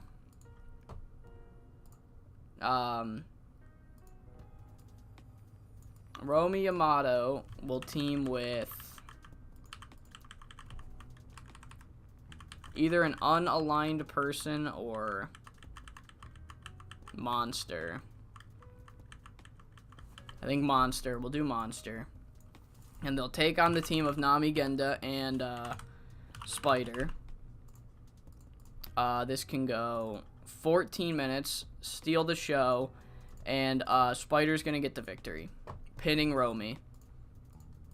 And it will set up a match after we protect the shit out of those two. It will set up a match between Romy and Spider to kick off the pay-per-view. Open, clean, no, not clean. Open, do another flash pinfall. So Romy Yamato, Romy comes out,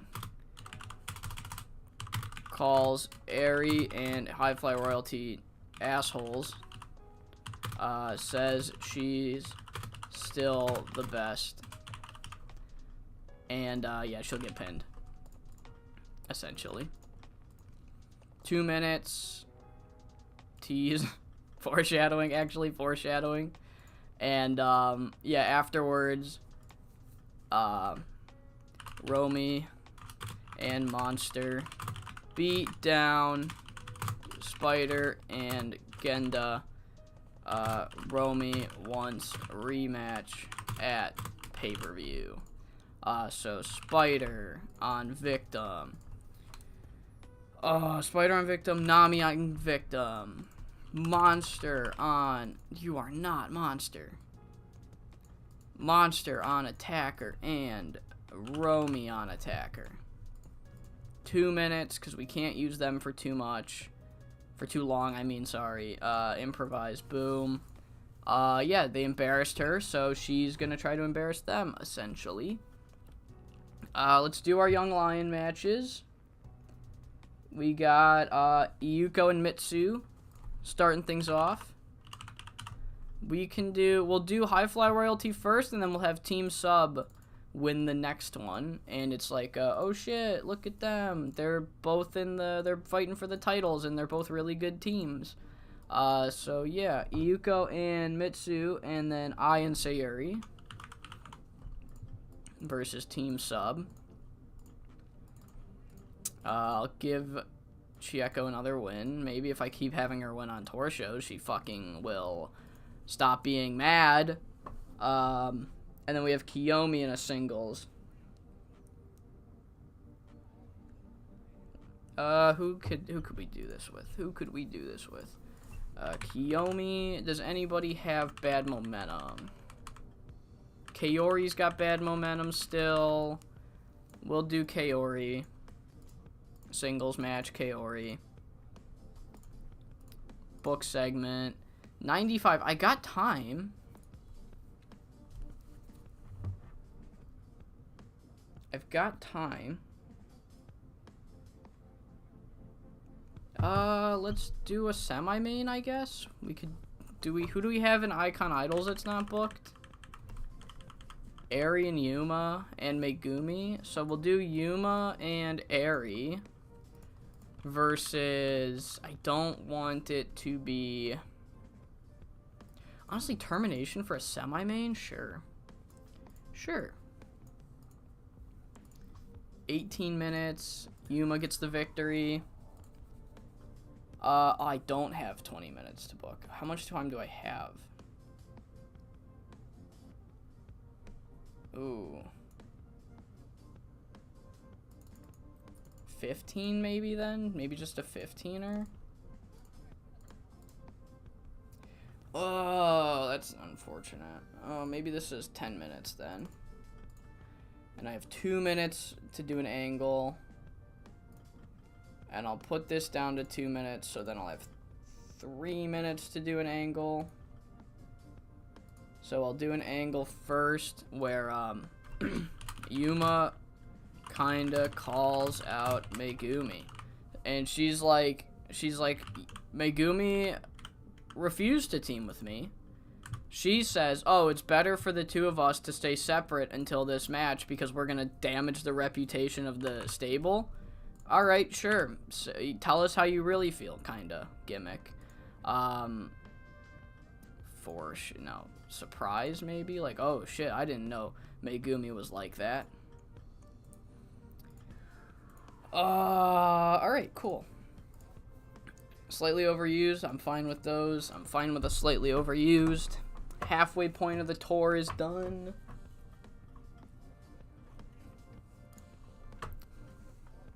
Alright, we are here. Halfway point of the tour.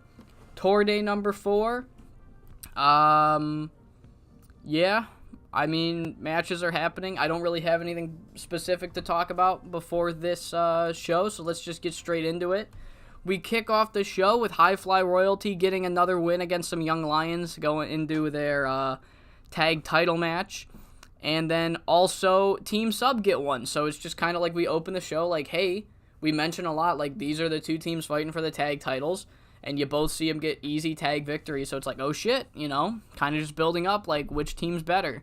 And then we have Kaori in another match here to get her some momentum, hopefully. They don't seem to click. Unfortunate, but it's fine. It is what it is, as long as Kiyomi progresses in skill.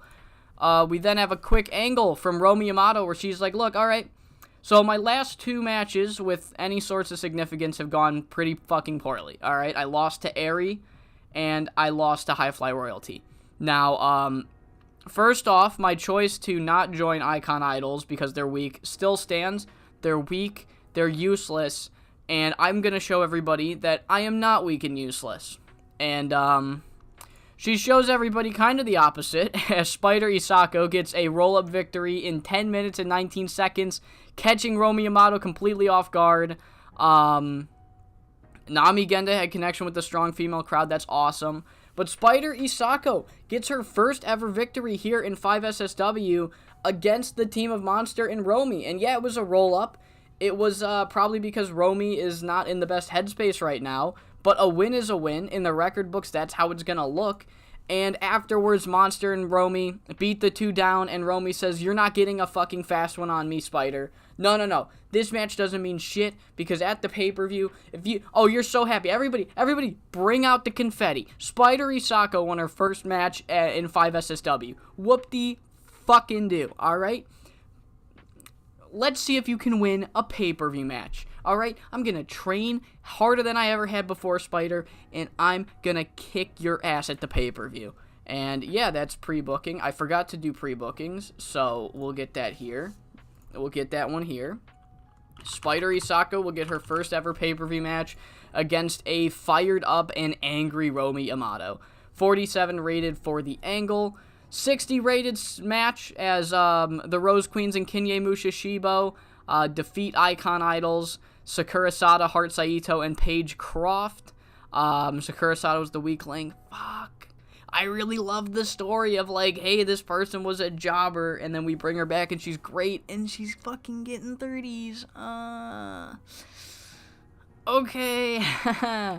60 rated match. And then after the match, Heart Saito kind of cuts, like, she's a little angry. She's like, look, Megumi and Yuma, two of my best friends, don't get me wrong, love them to death, but, why are they the only ones that everyone's taking as serious title contenders? Did everybody forget that I won the belt in 2016 and I held it until 2017? I am a former world champion myself, and I think it is time that everybody in this company remembers that. And her and Paige Croft leave, 57 rated promo. We then have a quick match, kind of quick. It goes little less than 15 minutes. The Termination versus Eri Sato and Yuma Maruya. A weird pairing, not Megumi Nakajima, who's actually not on this show. And Yuma Maruya mentions this, like, hey, look, this was supposed to be me and Megumi. I suggested let's try it again, and she's like, look, no. Here's what she says. She says, I don't want to team with you. She says that if we continue to team when we've got this super stressful match coming up, then we're going to continue to embarrass not just us, but Icon Idols. And I think that's bullshit. And I'm going to let you know right now that that's bullshit. Megumi, I know you're listening. You're still my best friend. You're still the closest person to me. But you're acting like kind of a prick. And boom, 52. Shots fired from Yuma Maruya to her supposed best friend here. And then our main event, Birds of Prey and Sei Akutagawa defeat the Uprising and Amiko Miyoshi. Beautiful match. Fuyuko Higa is so fucking good. Match gets a 77. And afterwards, Higa is joined by Monster Ishimura now. And she says, look, alright, this is going to be a lot harder than I anticipated, that Jemmy anticipated. But, Quad Squad, I'm going to continue to refer to you as what you are, and that is a stepping stone for us. So if you want, bring that fucking intensity. I don't care if the stepping stone has spikes and razor blades on it. I'm still gonna step over it. So if you want to bring the heat, fucking come to the kitchen. Meet the four of us at the pay-per-view, and you will learn that you are nowhere near Apex. And yeah, 4v4 Quad Squad versus Birds of Prey, Sei, and Monster. Not the semi-main, that's going on before the All-Asian Championship match between Maya and Eri. It'll probably be better than that. It might even be the best match on the show, but I feel like Maya versus Eri and Yuma versus Megumi is storyline-wise better for the better for the card. And 73, great tour show. $5,700. It's only a matter of time before we break that 6K gate in a tour show, and I am gonna lose my shit when we eventually make $6,000 on a tour show. But that's the halfway point of the episode so far. So let's get into tour day number 5.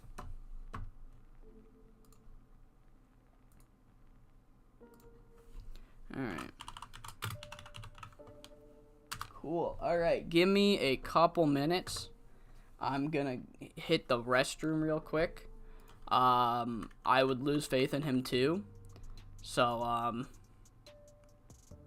yeah, I'm aware. Spider Isako is probably money. So, okay. Maybe BRB going to the bathroom.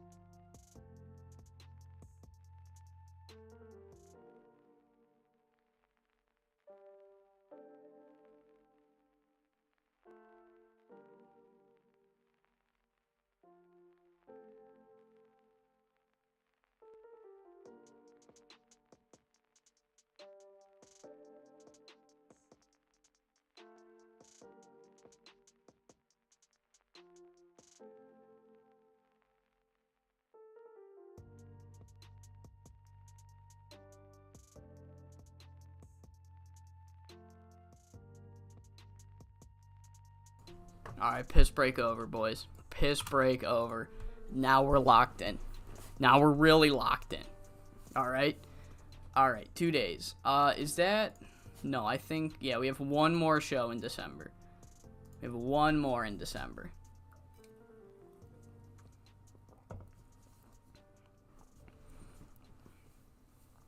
See, this is something I don't get. If George Wolfe is the son of Ed Monton... Why doesn't he have the last name Monton? I get that the pun is like, oh, Edmonton, but like... Dude, if my dad is a fucking Canadian wrestling legend, I'm gonna change it. I don't care if the pun doesn't work anymore. Okay. Gino Verde. Genio Verde still a great promo? Yeah, he's still a great promo. Right. We are... I don't think we're gonna hit the 50K mark this time. But we'll get close, and that's fine. As long as we're close, we're fine. As long as we get close to the 50K mark, we are fine.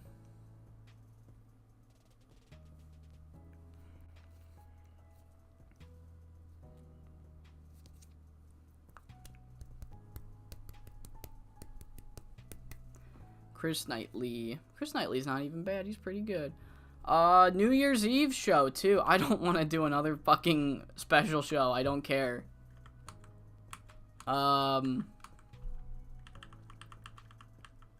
We already did a special show. I'm burnt out now on special shows. This is a great match. The Architect and Nate DeMarcus. That's fucking awesome. That is absolutely awesome. Is Sam Keith... Sam Keith never booked it. He just owned it. Who is booking Maw? Drills. Romy and Spider are travel buddies. Look at that. Can I... Fucking... Alright. I'm gonna try meddling with Chieko and someone else again. Maybe with her new personality? Oh shit, yeah, with her new personality, she might be able to... Sayuri, maybe? We'll try Sayuri. Alright. Reasonable chance of succeeding. Let's try it. Let's try it. Has this always been here? Oh, no, because this is the first time we've repeated. Holy shit, okay. Nice. That's cool. I've never booked a full year in TEW9, and I like having that right here. Okay. Alright, so... we're not gonna main event with it. But let's do... Wrestling Passion and Sakura Sada versus Determination and Maya. 16 minute. Oh, fuck. Because of Sakura, that's right. Let's do Aerie. Let's put Aerie in.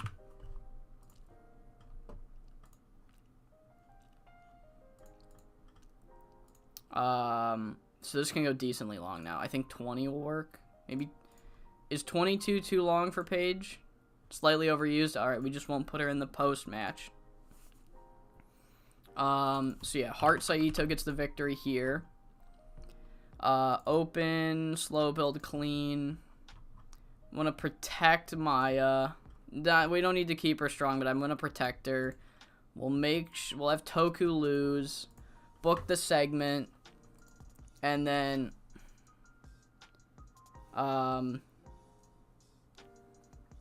should we do another Heart promo? Or should I have her come out? No, we don't need a promo here. We don't need a promo here. We'll do a promo here, but it's not gonna be this promo. Megumi responds to the allegations.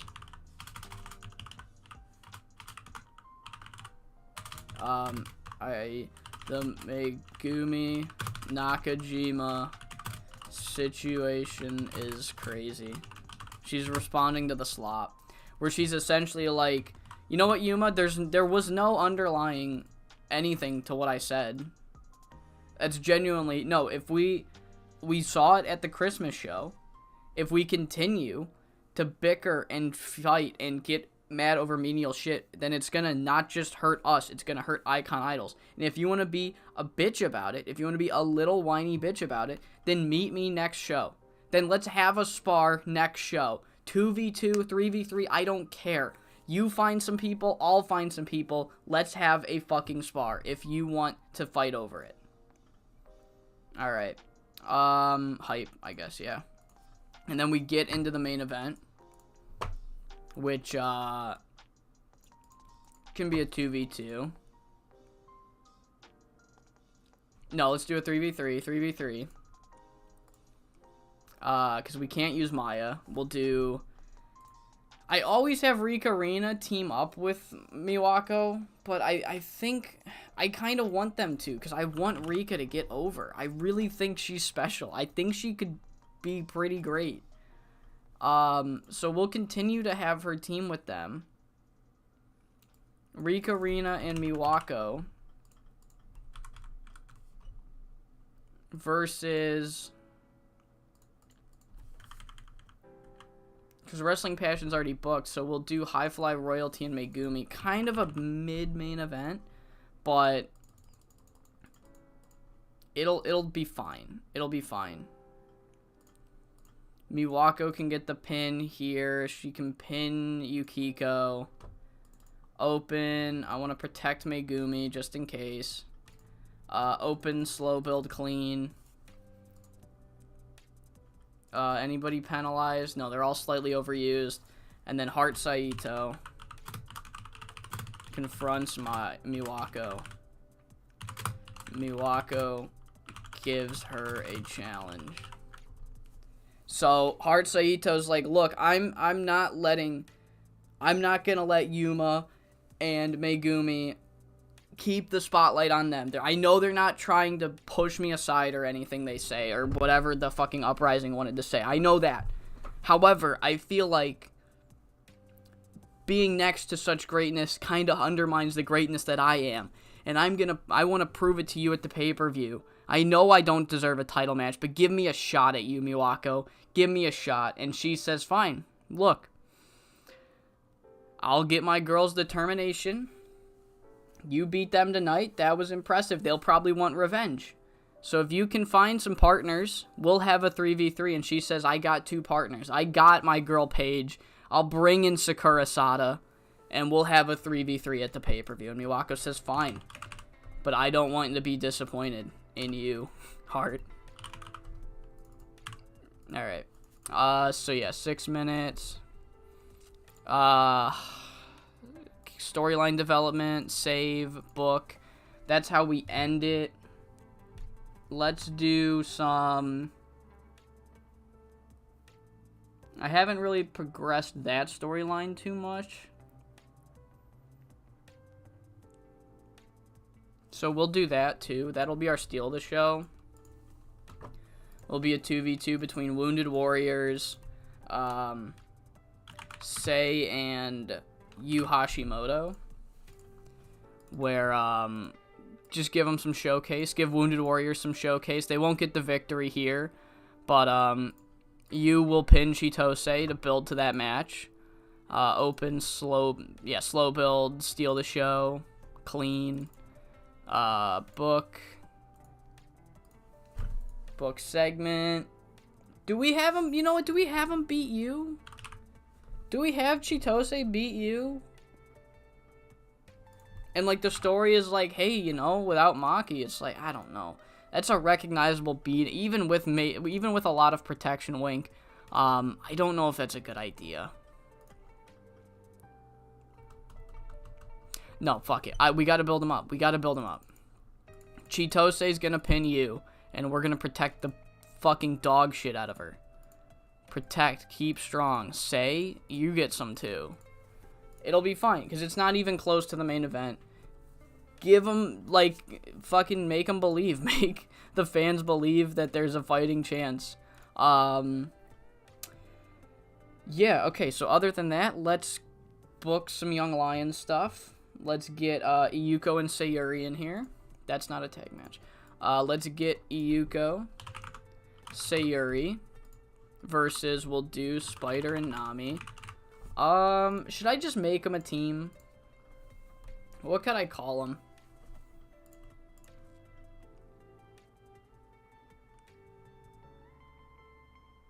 Yeah, alright, here, I got an idea.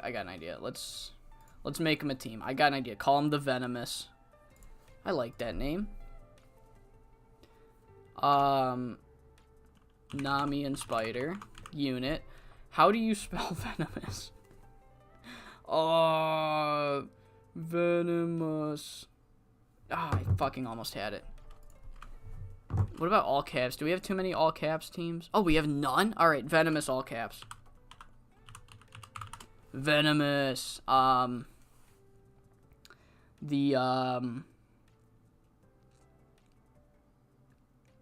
What's a good finish?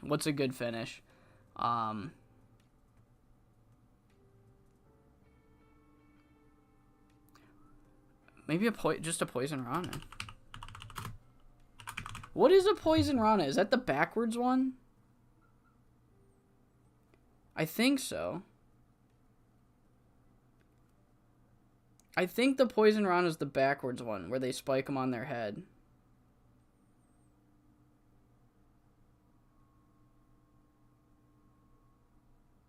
Yep, okay, it is. Alright. The Poison Rana house kick. Okay. So obviously super kick into Poison Rana. I looked up a video. I looked up Poison Rana on YouTube, and they did like 5 super kicks before the spot. I'm not saying Jim Cornette's right, but damn if he saw that. But damn if he saw that. Alright, so it was Iyuko and who? Iyuko and Sayuri versus Venomous. And, you know, give Spider Isako another win here against some Young Lions. Alright, book that. That'll open. We can then do who else could we give a win to? Give Down to the Mat a fun win. No, let me give Chibi Violence a win. I fucking jobbed them out the last 2 tours. The least I can do is have them beat some Young Lions. Down to the Mat can have the night off. So yeah, Emiko specifically can win. And finally, I'm thinking maybe Romy. Maybe just a Romy match. Romy victory here. Feels right to me, maybe. Yeah, Romy Yamato victory feels good to me. Mitsumo Motani. Romy Yamato. Book it. Save. Book. Or do we just do Zofia? Do we just do Sophia?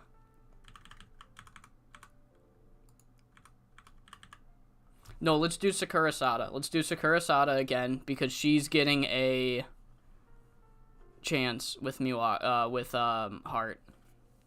She's getting a match at the pay-per-view, so give her a win here. Alright, cool. 103 minutes. Can't really add more. Booking analysis is good. I don't think I have any creative ideas that I need to deal with.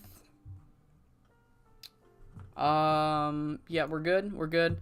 Sorry, I got a notification. And it fucked up my page. It moved my phone. And it did the tilt the wrong way that I'm looking. Alright, cool. Number 5. Number 5. Almost done. Alright, on the back half of the tour now. And we are finally at a repeat show. As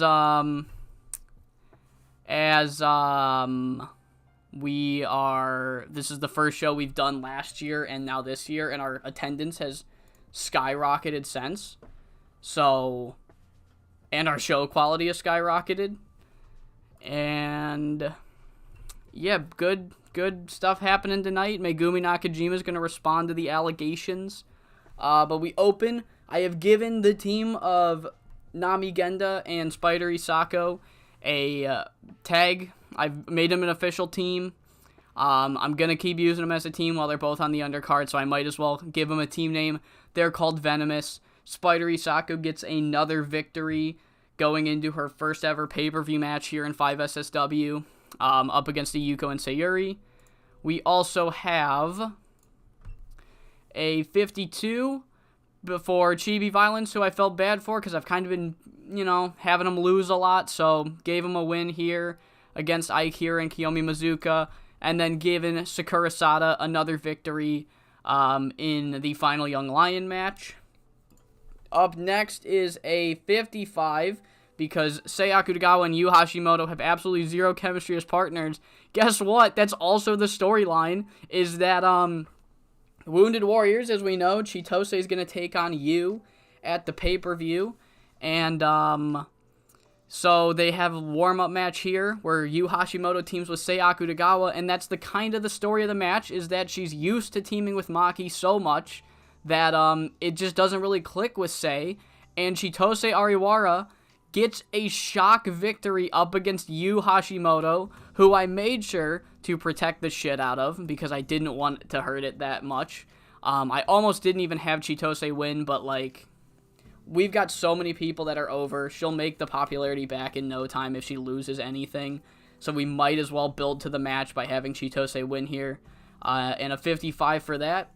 68, where Heart Saito, Paige Croft, and Eri Sato defeat the trio of Determination and Maya. But it's not Eri Sato pinning Maya. It's Heart Saito getting the victory here. She said last week that she's going to remind everybody that she's a former world champion. Everyone seems to have forgotten that. So, this is a great way to start. Call your shot and fucking win. 68 rated match. Going into our main event, Megumi Nakajima takes the time to respond to the allegations in Yuma Maruya's YouTube video that was titled "The Megumi Nakajima Situation is Crazy." That was a joke. But Megumi Nakajima essentially says, yeah, Yuma, that is what I said. I did say it's a bad idea for us to team while we've got this tension and we're going to have a match at the pay-per-view. I said it's only going to make us and Icon Idols worse as a result. I don't know why you think there's some underlying message, but if you want to fight about it, then how about we fucking fight about it? You get some partners, I'll get some partners, 2v2, 3v3, I don't care. If you want to fight, let's spar next week. I'll get some partners, you get some partners. 67, final tour show before Reign Supreme. We're going to have Megumi versus Yuma. And, but in the main event, Miwako and Rikarina defeat High Fly Royalty and Megumi Nakajima. Maybe just a lot going on Megumi's mind. Really tough match for them already, and now just everything that's happening. Chicas Locas get the victory here in the main event in 1920 to get a 65 rated segment. And then after the match, Heart Saito, she comes back and she says, Miwako, I was talking to you specifically last show. Everybody's going to remember that I'm a former world champion. Well, I'm going to make them remember by taking on the world champion themselves. I don't believe, I'm pretty sure that whatever the uprising or whatever people are saying that, oh, Megumi and Yuma, they're trying to hold me back. They're not. I know they're not. I'm pretty sure they're not. But I still want everybody to know that I am the same wrestler that I was when I won the world championship back in 2016. And I think there's no better way than taking you on, Miwako. I know I don't deserve a title match, but I think give me a chance against you and I'll prove to the world that I'm still who I say I am. And Miwako says, alright, fine. You want a match? You can have one. If you can find 2 tag team partners, I know you've got Paige Croft. If you can find another buddy, you beat Determination tonight. I'm sure they'll want revenge on you. I'll team up with my girls Determination. I'll take on you and anybody else you want, and you got a match. And Heart Saito says, fine. I'll bring in Sakura Sada. I'll bring in somebody who else has a chip on their shoulder from a few years ago when they were here. I'll bring somebody in. It'll be me, Paige, and Sakura versus you 3, and I'll earn my championship match the hard way. And yeah, 63, that is the final match. I don't know why I went out to pre-book it, but that is the final match pre-booked for this card, as Sakura Sada, Paige Croft, and Heart Saito will take on Toku, Unstoppable, and Miwako. Yeah, I don't need to book anything there. But yeah, that should be 7, 1, 2, 3, 4, 5, 6, 7. 7 matches. Finish the show. 60. Good 60. You know, Birds of Prey aren't on here, so we're not going to get a crazy good number, but again, that's fine. $5,600 made. Another great tour show in the books. And that concludes 2022. The next episode, the next tour show, will be officially a part of the new year. Alright. What is that? That's 13. 5 SSW 13.6. Alright. I've been streaming for about it says 2 hours and 13 minutes. So we're almost at the pay-per-view. That's all, that's what you've missed so far. Yeah.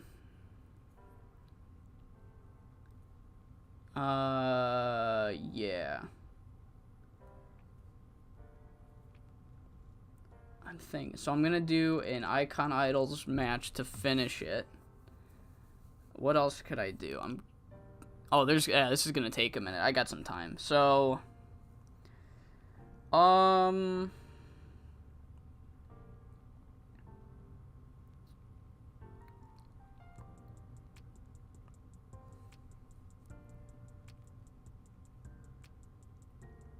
mean, do I even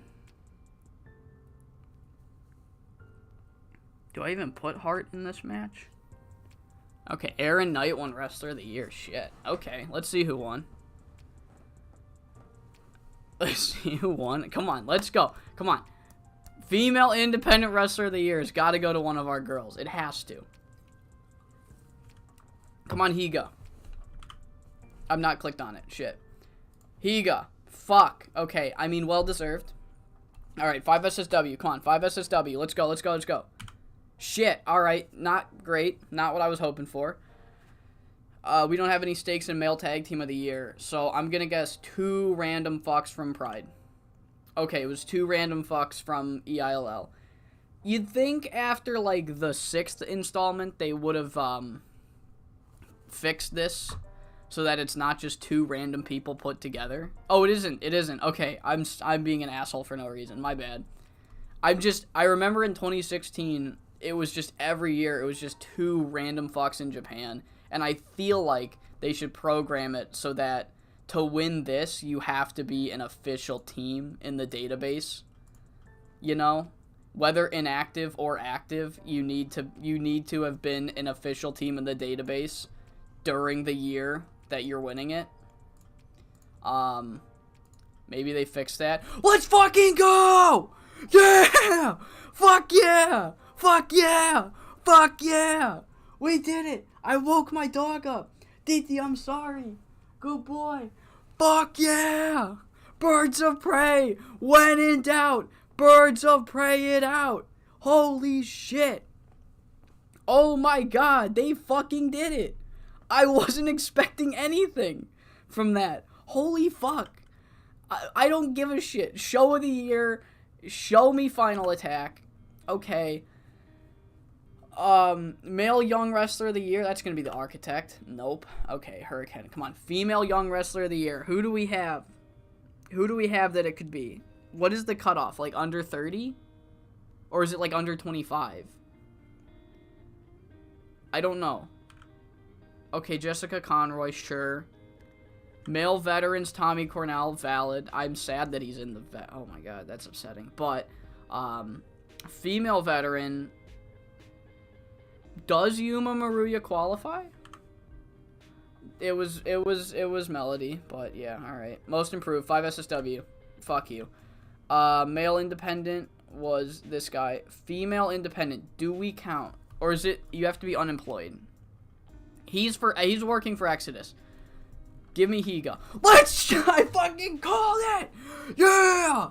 Yeah! We on top! We on top! We the best!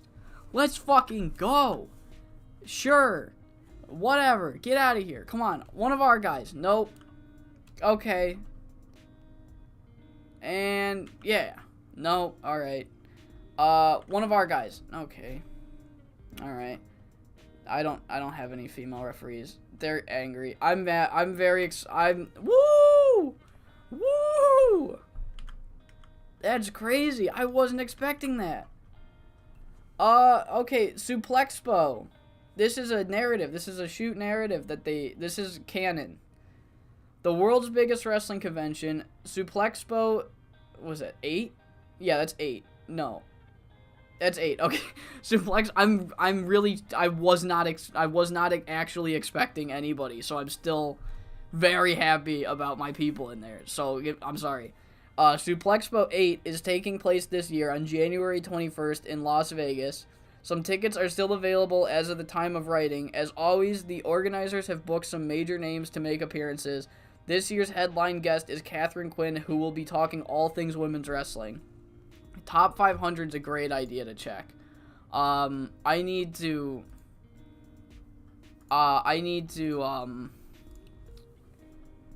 renegotiate with All Japan. Give me a second. Can we get a better deal somewhere? Shogun. What? Okay, so what is All Japan gonna offer us? They'll offer us a early evening.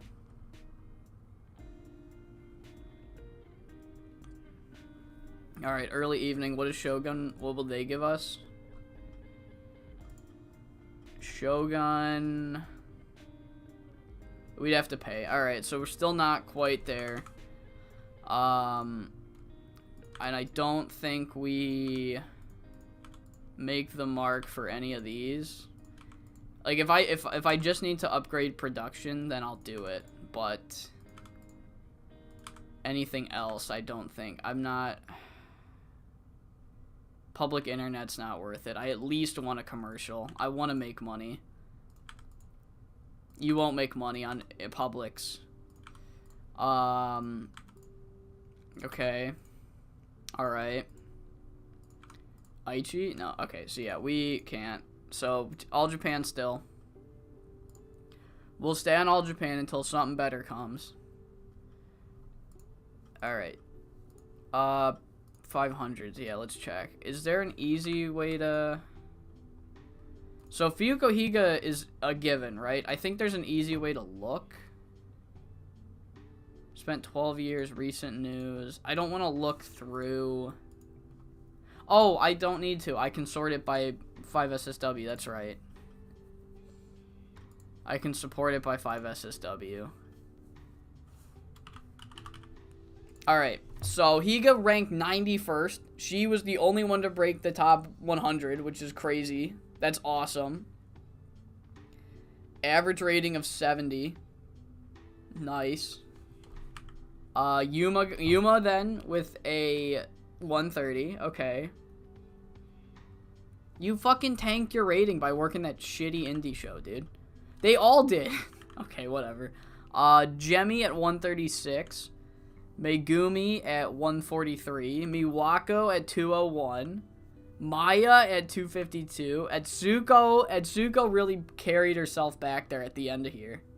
She really carried herself at the end. Yu Hashimoto making it's crazy. Way higher than Maki. Chieko Kita at 308. Maki Yoshifumi at 320. Sei at 324. Heart Saito at 335. Talia at 343. Selena at 347. Eri at 353. Unstoppable at 356. Toku at 372. Me, let's go, at 408. Amiko at 416. Romy at 419. Hana at 441. Monster at 442. God damn, I was right about her, guys. Hoshiko at 443. Asami at 451. Rina did better than Rika, even though all of Rika's stats are better. But Rina at 471. Thea Davis at 475. And Rika at 482. Alright, wow. That's nice. We did really well. They did really well. I'm gonna save the end of year 5 SSW awards for the next tour show when I clip for the clip. I don't think it's because they're on handshake deals. I think it has to be, you have to work for a small or lower company. Oh, I completely misread what you were asking. I thought you were asking for Independent Wrestler of the Year. Yeah, if you're on handshake deals, then they might. It's not a guarantee, but there's a good chance that they'll do indie shows, which is very annoying, especially as a Japanese company. If they do indie shows and you're already fucking injury prone, your company's already injury prone, it's very annoying. But yeah. I think maybe even written deals. I know exclusive written deals, they don't do indie shows. I'm pretty sure exclusive handshake deals, they don't do indie shows. I don't know about written deals, though. They might do written deals. Has anybody... Who's on a written, not exclusive? Maybe Wade. No. They don't really do just written deals in the Cornellverse. Enforcer Roberts, yeah, I'd keep him. Ooh, Rick Law. Reaver. Double Z has started a camp while he hasn't even made it to the fucking main roster. Is crazy. That's crazy work from that guy. Primetime Jack Pride, the black canvas, no way. Okay, yeah, so end of year awards we're saving. We're saving them. Fuck, I forgot to do it again. I knew I'd forget. Oh, man, okay, let me do this real quick. I forgot to make a save point again. So let me... Databases. I'll do it later. I'll try to remember immediately after the stream. I'm still trying to find a way to get that October one. I sim past it. I don't think there's a way, but I might ask a mod on the forums if there's a way. Where are we? Default, save games. This one, back up.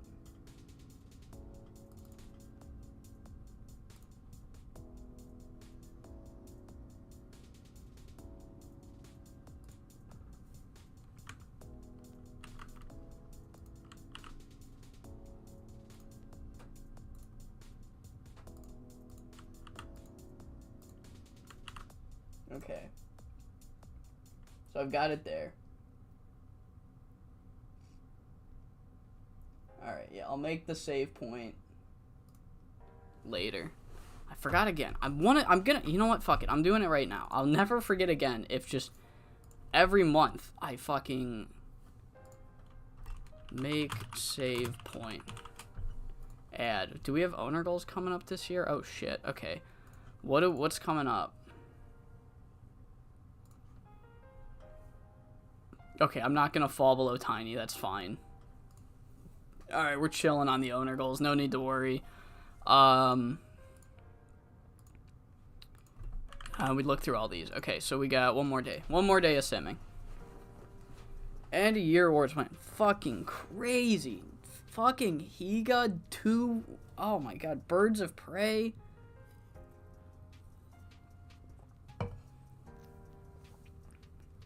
That was a joke. When I started saying the Birds of Prey out, that was supposed to be a joke. I didn't actually think they'd become the greatest women's wrestlers in the world. What now?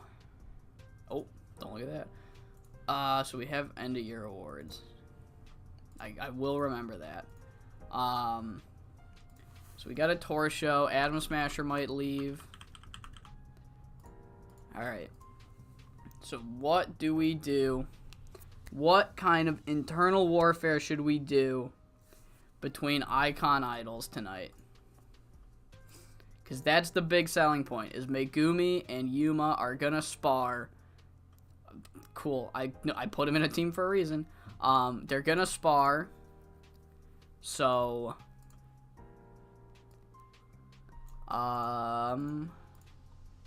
who do we put in this match? I'll pre-book it so that it shows up. Do we just do a 2v2?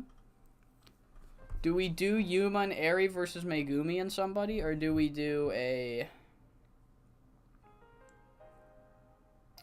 3v3? Okay, I don't feel like putting Heart in this makes any sense. Because if we do a 3v3, it's going to be involving some not so over names.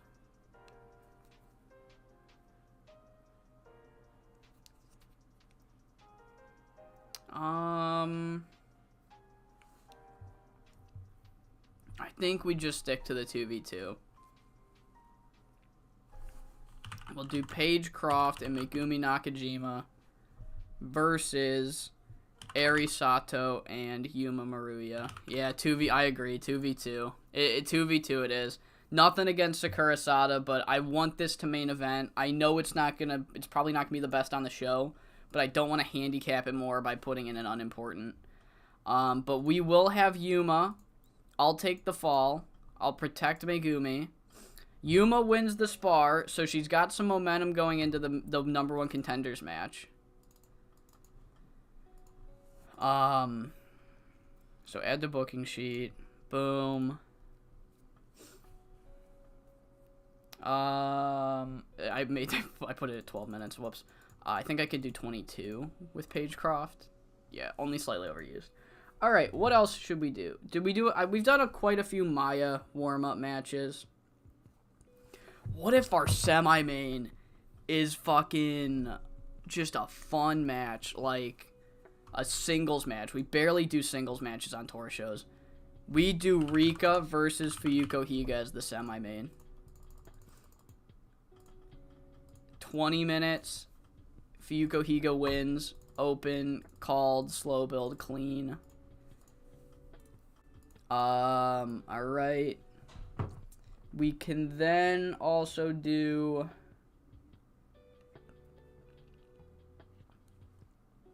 We could preview that. I would like Miwako and Maya on the show. But I haven't previewed Team Sub vs. High Fly Royalty that much. Then I can do that. I can do that with Heart, actually. We can do a 3v3.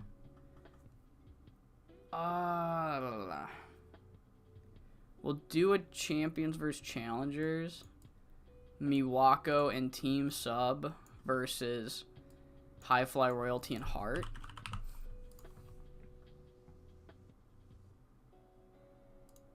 I put Machiko in instead of Miwako. Whoops. Miwako. And 16 minutes. We'll give Heart the victory here. She can pin Chieko because she's protect. I actually no, this doesn't make sense, because if the whole point is we're doing the 3v3 because Heart wants to prove her worth, having her win already is like, then why are we still doing the 3v3? So I'll take Miwako out of it.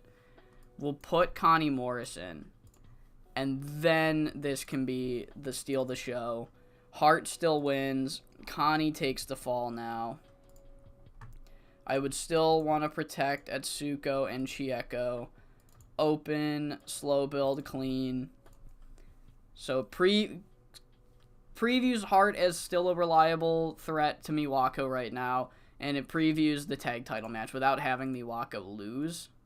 So then we can do, if I want Miwako on the card, I can preview the match sort of by doing the 3v3.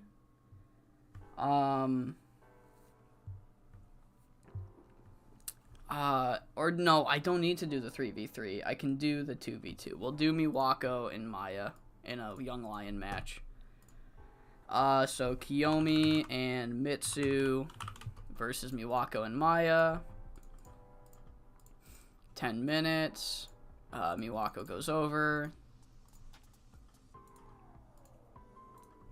Alright, then we have Akira and Ayuko. Akira and Ayuko versus, I mean, we'll fucking do the fucking Rose Queens. I'm gonna keep doing the goddamn Rose Queens until Zofia has some fucking momentum. I'm not gonna stop. You can't make me. Yeah, 10 minutes there, and then Sayuri Honda needs a singles match. And I think we just give it to Spider. She's got the pay-per-view match. Nobody's truly believing in her. I mean, she won. She rolled up Romy, but, like, you know, it was a tag match, not a singles match. Okay, and I do have a lot of time, so I can still add some stuff if I choose. If I choose to. 90 minutes, I have 22 to work with. You know what? If I have 22 to work with, and we're doing Higa versus Rika, we fucking might as well do the rest of the Quad Squad versus, Monster, Jemmy, and Say. Alright, and then, so we'll put it for 22. We'll have... Who ranked the highest? Was it Hana that ranked the highest on the 500? How do I see that? Title history? No. Achievements, right? Yeah, 441. I think she ranked the highest. I know Down to the Mat ranked higher than Rika Rina. I'm pretty sure. Yeah, 471. So Hana ranked the highest, so then fucking have her win. Monster can take the fall. You know so goddamn well that I'm protecting the fuck out of everybody else in this match. They're gonna get kept strong too. Open, slow build, clean. Book. That's gonna go here. And I think we're chilling. Alright, cool. Yeah. I think that's good. I think that's all the time we have for it. We did the Icon Idol sparring. Rika versus Fuyuko Higa's probably going to do the best on the card, but the selling point is, like, Icon Idols versus Icon Idols. They never do this, and when they do, it's never, like, there's actual beef going on. So, I think this is the move. This is how we do the Go Home Tour show. So yeah, I'm going to kick off the video looking at the end of the year awards, though. Alright, we are here for the final tour date. We have our Icon Idols, our spar match. Megumi Nakajima's going to team with Paige Croft. Yuma's going to team with Eri Sato. We also have 2 different matches hyping up the Apex versus the Quad Squad, including a singles match, which we never do. Rika is getting a chance against Higa in a singles match, and the other 3 members of each team are facing off against each other. Heart Saito's teaming with High Fly Royalty against Team Sub and Connie Morris. And then we have, of course, our 3 Young Lion matches. But before that, I do want to announce that in the awards this year, the end-of-year awards, Fuyuko Higa had won Female Wrestler of the Year, and Birds of Prey had won Female Tag Team of the Year. And Independent Wrestler of the Year. Sorry, Female Independent. I'm spoiling the company-specific end-of-year awards. I saved that. I don't know who won those. Well, I know who won the 2 big ones now, but oh well. Female Independent Wrestler of the Year went to Fuyuko Higa, and Tag Team of the Year went to Birds of Prey. Company-specific, I haven't looked at that yet. Obviously, we know Fuyuko Higa won Female Wrestler of the Year now. Kind of well-deserved, was the champion for the majority of the year, is the best, most reliable ratings getter on the company. Female Tag Team of the Year goes to Birds of Prey. Clean sweep so far. Female Young Wrestler of the Year went to Amiko Miyoshi. Okay, I wasn't expecting that. I'm going to try to predict them, actually. So, Female Veteran, I don't know what the cutoff for Veteran is, so I'm going to go ahead and guess. I'm going to see if Yuma qualifies. It's not. I think you have over 38, so Connie Morris was really the only option here. We don't have too many over 38s, and Connie Morris is probably the most over, so that makes sense. Match of the year, it's got to be a fucking Higa title defense. No! It's Team Sub defeating the Persian Queens, the wager match. The wager match was the best match of the year, getting an 89. Okay. Card of the year, I think is, I think it's Dynamo Tag. Yeah, Dynamo Tag had the best. The Joshi Mania was still in, like, the infancy of the save, so people weren't really synergizing yet. And Final Attack wasn't able to hit that well because I didn't get any creative finishes, so Dynamo Tag did the best. Commentator is just our commentator. We don't have a female color, I guess. Or we don't have a female play-by-play, but we have a female color, which is Devil. And then Referee of the Year probably went to the guy that left us, so that's nice. What's next? We got female referee, we don't have one, and then road agent, there's no road agent award, so that's it. So there's no award for road agent, but yeah, a damn near clean sweep from Team Sub here. Every single one they qualified for, they won, which is crazy. Higa is crazy good. But yeah, without further ado, let's get into the actual Go Home Tour show, as we kick things off with Miwako and Maya defeating the Young Lions, Kiyomi and Mitsu. Nice 61. Really good match for them to have against 2 of the best on the roster. 54 for the Rose Queens. I don't care if it is the last fucking thing I do. I will not stop giving Zofia Jankovic Young Lion wins until she has good momentum. I won't stop it. And then we gave another one to Spider Isako. Sayuri is fucking great. But Spider Isako, another victory here. She's got her first ever pay-per-view match at the pay-per-view. It's a very uphill battle, even in spite of already pinning Romi Yamato in a tag match. So give her some more momentum going into that. And we kick things off previewing the tag title match. But Heart Saito kind of makes the match about herself. She's trying so hard to prove to everybody that she is still as good as she was when she was the champion. Getting another victory here for the team of Icon Idols. Pinning Connie Morris with the Flying Tiger Knee. But that also gives the challengers some momentum going into the pay-per-view against Team Sub. 63 here at Sugari Hoshi invented a new move, which is cool. Chicas Locas versus Apex. Quad Squad's down to the mat, and Rina Kasahara pulls another upset over Apex. When Hana Ajibana submitted Monster Ishimura, I protected the shit out of the Apex girls, don't worry. But Chicas Locas win tonight. Can Rika keep the momentum going? Will she beat the female wrestler of the year in 5-star and the independent female wrestler of the year? No. No, I'm sorry. I don't have the balls to do that. Perfection sweep. That is what she called it when she swept the awards. Beautiful 77 here. I knew this was going to be the best match on the show, but having the sparring match between Yuma Maruya and Megumi Nakajima, not main event, just didn't sit right with me. So going into that, who wins the spar? It is Yuma and Eri Sato. Yuma pins Paige Croft with the Yuma special. She wasn't able to beat Megumi Nakajima. And Yuma comes out on top this time, heading into the pay-per-view, heading into the main event of the pay-per-view, where the winner will receive a world title match. 58, not a great show, because the main event did not do as good as the second to last match, and I also didn't have time for any angles.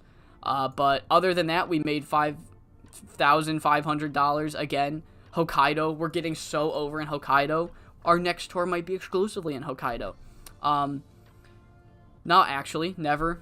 Probably not in this series. But, yeah, so that's the final tour show heading in to Reign Supreme 2023. Alright.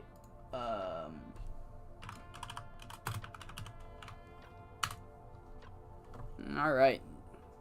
EILL and National Pride TV, what now? Hoshiko Tagawa? I just gave her a win, dude. Calm down. Fuck. Chill versus Dulce Moreno. Amber Allen.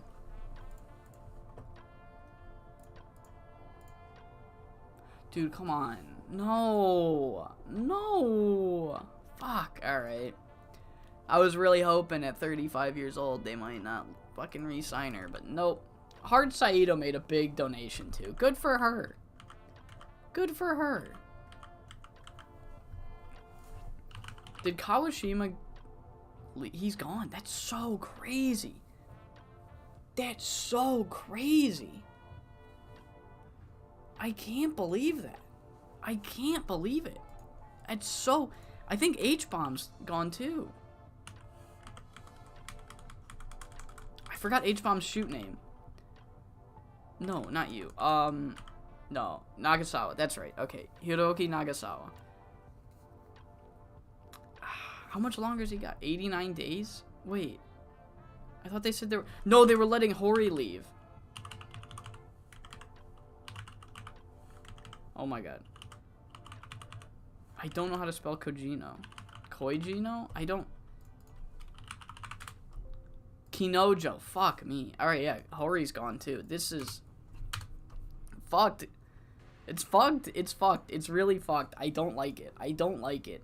Kikawa's killing the company, but not really. I just don't like it. It's weird. It's weird not having Hori in Burning Hammer and Kozu in Pride. I don't like it. I really don't. I feel uncomfortable. My bones feel wet.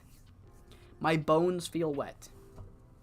I don't know what that means. It means I'm uncomfortable.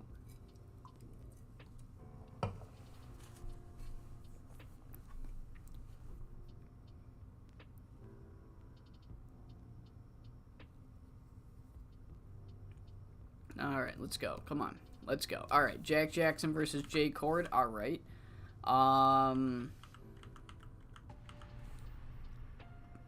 Pride Uthred? Okay.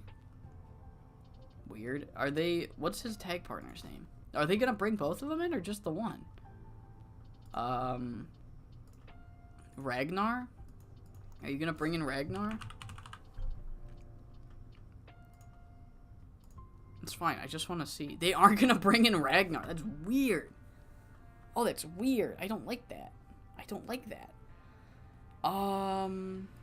Okay. Almost time for the pay-per-view. It's just kind of gonna be a lesser pay-per-view, but the story, I don't like, match-wise it's gonna be lesser, but I really like the storylines I've got going in here. More tension between Megumi and Yuma. It's been building. It built for a while there, but it kind of simmered out, and now it's starting to build up again. So I like that. I like that storyline a lot. Oh shit. Thank God. Can we cancel him? Can we fucking cancel him? It's a 12-year-old again. It's always a fucking 12-year-old. Nobody else can get canceled for anything.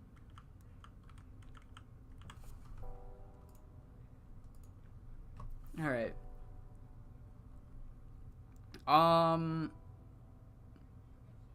Let's not skip the night off. I still gotta turn that. I want to turn that off completely. Still 1,000. There's no point in not running the generic venue.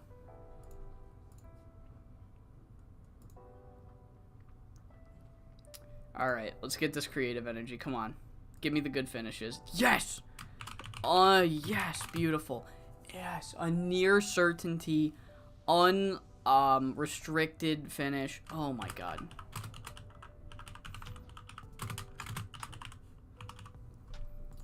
Oh, beautiful. Okay, give me another one. Likely to succeed, unrestricted. Beauty.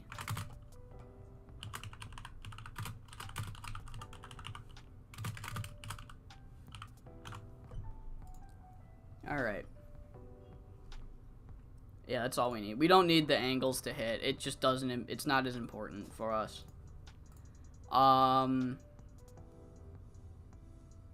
Character idea. I mean, character ideas for anybody but, like, the lower card are kind of useless, because all of our main people win enough frequently. Do we use the Inspire here? Do I want to use it here?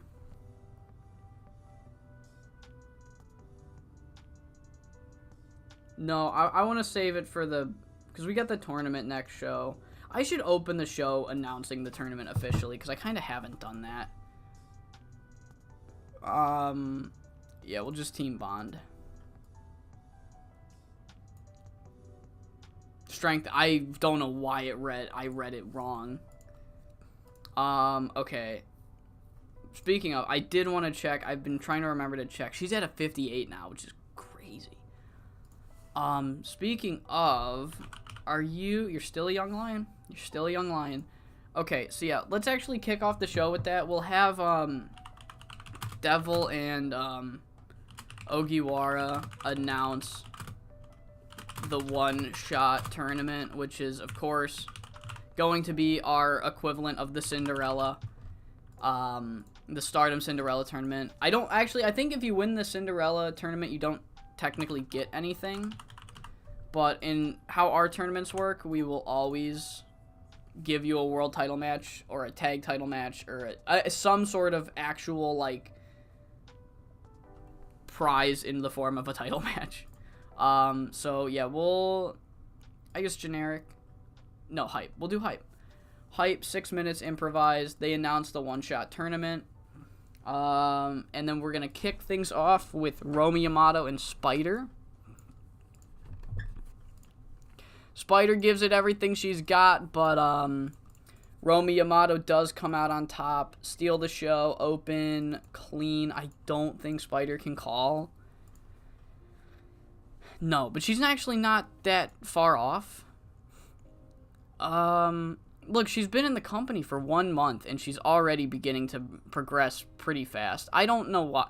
I don't really have much space for her. So I didn't want to, like, bring her in, but I kind of have to if I want her to get better. That was my whole excuse as to why I didn't. Then we get into Chitose versus Yu. 20 minutes. It's a hard-fought victory, but Yu Hashimoto does come out on top. Open. I don't think Chitose can call it. She can. Okay. I know you can. I'm pretty sure. Yeah, we call this one. 20 minutes, call in the ring, slow build, clean finish. Book segment. We then have the tag title match. And Team Sub's first defense goes exactly how they wanted it to. It goes perfectly for them. I'm not going to have them lose the belts instantly.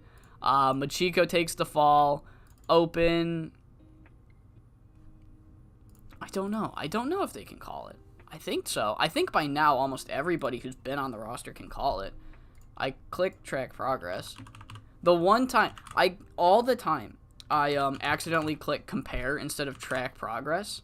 And the one time I mean to click compare, I hit track progress. It's just... Anyway, we can call this. Do we do another 20? I think we just do another 20. Chieko gets the victory, Machiko loses for the tag titles, book segment. We then have the 3v3. Okay. The question is, do I intentionally... Which penalty would I rather get?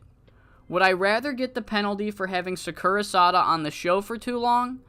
Or would I rather have the penalty for having the match go too short? I think it's better to have the match penalty because I fear that it won't tank the show, but instead of affecting the overall show, I think just having it affect the single match is better. And then, I'll even move it up higher in the card. But Miwako gets the victory. She will pin Heart Saito. Open. Not a slow build. Clean finish. Yeah, match too short. Yeah, it'll affect the whole show. I'll move it up even. It'll be the second match. And then we have Hearts Challenge post-match. Involving Miwako. Working the crowd. Heart Saito on background player. 6 minutes. Foreshadowing, maybe. No, character development. Character development. Improvised. That'll go here. Then we have Apex versus the Quad Squad. This one will go 24 minutes. I'll keep it at 20 because I fear, we'll try a 21. But yeah, Gemi Onishi gets the victory because I think I have a creative finish for her. Yeah, and it's likely to succeed. So Gemi gets the victory. I've been showing Rika some favoritism, so I will have her take the fall. Open. I actually don't know. If it can be called. Nope. Okay. All right. Well, that was quick. Open, slow build, clean. Boom. So we have that. Apex have won. And Fuyuko, Higa, and Gemi, they try to cut a promo like, look, we're both going to be in that one-shot tournament. And when we meet in the finals, it'll be the best woman who wins. However, the promo does not end there, as after Gemi and Higa call their shot, they are interrupted by the returning Shiori Japensha, who says that she's going to oh, fuck, she can't really cut a promo. Oh, no. She immediately comes back from injury, and she says that she's not going to waste any fucking time. She's going to come back and pick up right where she left off, trying to win the World Championship. And she says that if she meets any members of Apex, who she has not seen in person before, she's going to teach this fucking new unit what it means to be a unit. She started this whole unit shit, and she's gonna still be the one who's best at it. Surprise. Apex versus Quad Squad post-match. Alright, book segment. What now? Okay, cool. Pre-booking. Wait, who did it say? Sakura Sada. Oh, that's fine. Okay. All right, All Asian Championship. Eri Sato versus Maya is going to go 22 minutes. It'll go 22 minutes. Maya's going to retain. Good performance from both. I think Eri can call it now. Yeah. This will be a real shot to see if Eri's got what it takes as a singles person, or if her ceiling is going to be kind of like in the lower half of a stable. But Maya retains here. Book segment. And then, yeah. So, I guess we could have Maya declare for the one shot, and she hopes to, if she promises that if she wins the one shot, she'll put both her titles on the line. All right. Maya, or we'll do All Asian title match, or title post match. So Maya says if she's declaring for the one-shot tournament, and if she wins, she will put both of her championships on the line. Or she will put her title on the line as well for a winner-take-all match at the March show, which is, no, the April, no, fuck, oh my god. What is the March show? Is that Wrestling Challenge? I don't think it is. Big Crush. At Big Crush, she says that she will do a winner-take-all match if she wins. So, 4 minutes. We'll try scripting her. Foreshadowing, I guess, makes sense the most. Alright, no script. Fuck you. Alright. Let's hit, you know what? Let's do another quick promo. You, Chitose versus you post-match. She'll declare also, but we'll also have a moment where it's like she helps her up. They shake hands. She's like, yeah, you are great. Even though you lost tonight, you're as great as I thought you were. Also, I'm declaring for the one shot. Alright, that'll go here, naturally. And then our main event, of course. Winner gets the World Championship match at the one-shot pay-per-view. Megumi Nakajima versus Yuma Maruya. I think this is the first ever time this has happened. This just has every match they had with each other. They might have faced off in a tournament. No, this is, yep, they did at the end of the J Grand Prix, so they're running it back. The end of the last J Grand Prix rematch here, 28 minutes. Yuma won the first time, and Yuma loses the second time to Megumi Nakajima. Megumi will receive a World Championship match at the one-shot tournament finals pay-per-view. Megumi versus Miwako. World title. Pre-book. And, yeah, we'll have an angle after that as well. 6 minutes. Megumi on working the crowd. Yuma on working the crowd. Megumi versus Yuma 2 post-match. Alright. What should we do?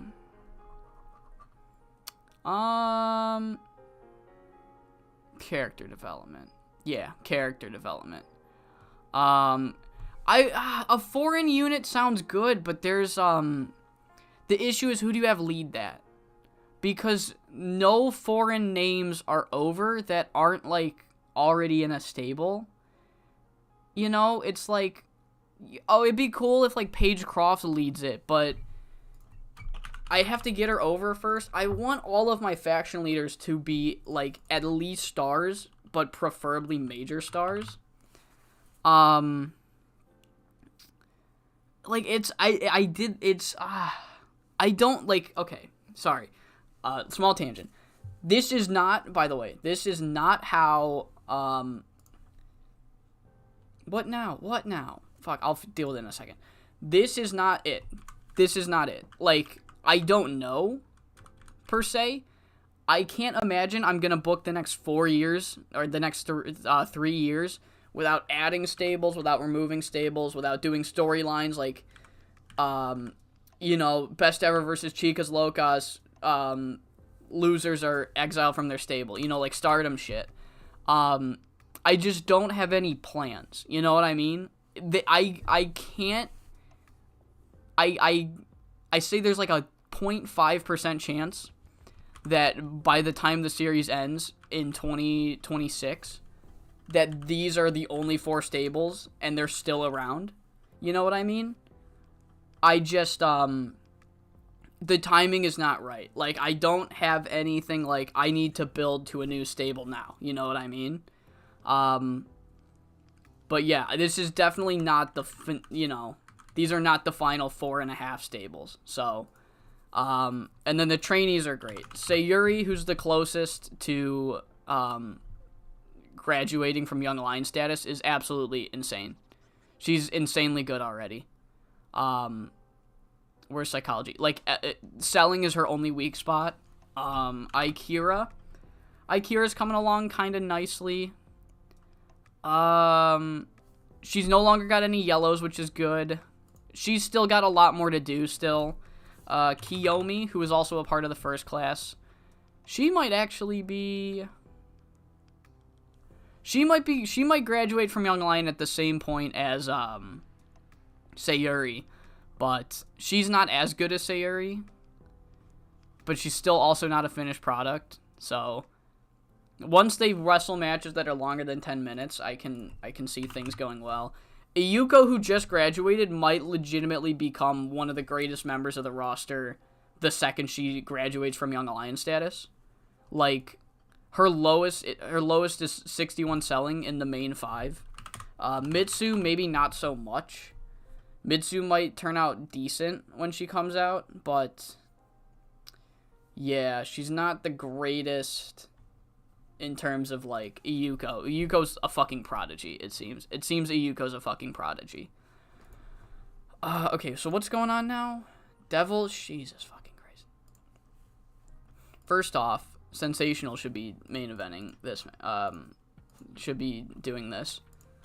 Alright, we're good. Alright, so Jemmy, we already have using that. Miwako's character idea is a safe bet, but we don't need it.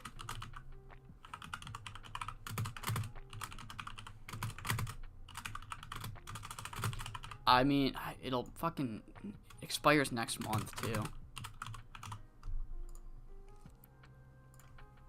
How is she doing? She doesn't need it. She doesn't need it. She has insane momentum. She's the most over woman. I'm sorry, Miwako, you don't need it. So yeah, near certainty. I think near certainty. I can't use the Yuma one because she doesn't win. But near certainty, I think we put it here. Put the near certainty here. And then the other one we had was a likely to succeed.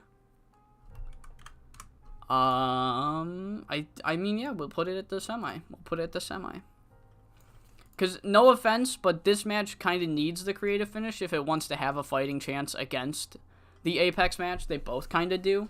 But the Apex match also has a good creative finish, so... Alright, so we should only not be using one of these, yeah. Cool. So I've got all the tournaments I want. I mean, the angles I want. A lot of just declaring for the tournament. I don't know if Romy is going to be in the tournament, so I can't have her. She probably will be, but I also don't have the tournament planned out yet. So I don't want to force Romy in there, and it's like, fuck, I really shouldn't have put her in here kind of thing. I don't know how big the tournament's going to be either. It's either 16 or 32, so I'll just leave it. We're good. All the people I have declaring, I know for a fact I'm going to have in there. So let's run this fucking show. Alright, we are here for the second ever Reign Supreme of the Save. The first one got a 66, headlined by Miwako Katsukawa and Fuyugo Higa. Crazy. This was way before Fuyugo Higa was just a 70 rated match machine. Shiori and Team Sub defeated Eri, Yu, and Yuma. What a fucking thing that was. That was before not Birds of Prey. Torment Star didn't have the tag titles yet. Jesus. Megumi and Jemmy had the best match, but tonight we're gonna have some great matches. We're opening, of course, with Spider Isako and Romi Yamato, followed by the Heart Saito challenge. Essentially, she wants to prove that she's as good as she was. She wants to prove that she was as good as she was when she first won the title, but so Miwako gave her a 3v3 to show everybody what she's got, and yeah. Then we have Yu Hashimoto versus Chitose Ariwara. Another two people trying to prove something. Chitose wanting to prove that she is no longer bogged down by injuries and still is as good as she was when she very first came into 5-star. And Yu Hashimoto trying to reestablish herself as a prominent single star while Maki Yoshifumi is out fighting in the Octagon. Then we have the tag title match. High Fly Royalty won a number one contenders match to be Team Sub's first defense. Will Team Sub, were they just a lightning in the bottle? Did the gas run out going into this title match? We're going to find out. Quad Squad versus Apex. Higa and Jemmy wanted to come in, beat up members of Chicas Locas, and just keep doing that until they earned a title match, but the Quad Squad are not to be fucked with like that. And they've gotten a good few wins over Apex during this tour, so it's looking 50-50.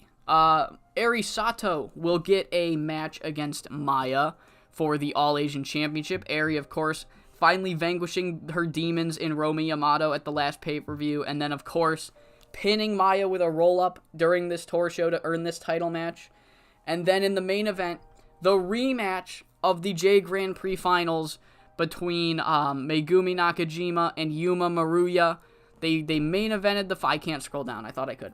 They main evented the finals of the J Grand Prix. Yuma Maruya won that time to earn a title match. Now, once again, they're fighting. Winner gets a world title match. Who will come out on top? As we start the show, we don't start it with a match. We started with Devil Karubi and Sensational Ogiwara announcing the one-shot tournament. I mentioned it to you guys, but here's the official announcement. They explain, hey, there's this many people. I don't know how many people yet, but they do. Shh. Essentially, you get one shot. Single elimination tournament. Winner will get a world title match at Big Crush 2023. We are retiring the Women's of Wrestling pay-per-view, and in its place will be the one-shot pay-per-view. So, yeah, they announce it. And then we kick off the matches with Romi Yamato and Spider Isako, who just don't fucking click, which is just exactly what I wanted to see, actually. I really did want that to happen. But yeah, Romi Yamato kind of on a cold streak as Spider Isako gets her first pay-per-view match. But Romi Yamato gets her shit together. She trained as hard as she could like she said she would, and she beat Spider Isako in 10 minutes and 2 seconds to win the match. We then have Chicas Locas versus Icon Idols, and I had to have this one go short because of Sakura Sada. I thought about it. I almost made it go 20, but then I thought it would be better to just take the hit on this specific match, take the short penalty on this specific match instead of the whole show getting a slight penalty because Sakura Sada was used too much. But in the end, it goes 12 minutes and 34 seconds. Heart Saito gets hit with the Katsukawa Palm. She does not get to prove what she was trying to prove here tonight as Miwako Katsukawa gets the victory.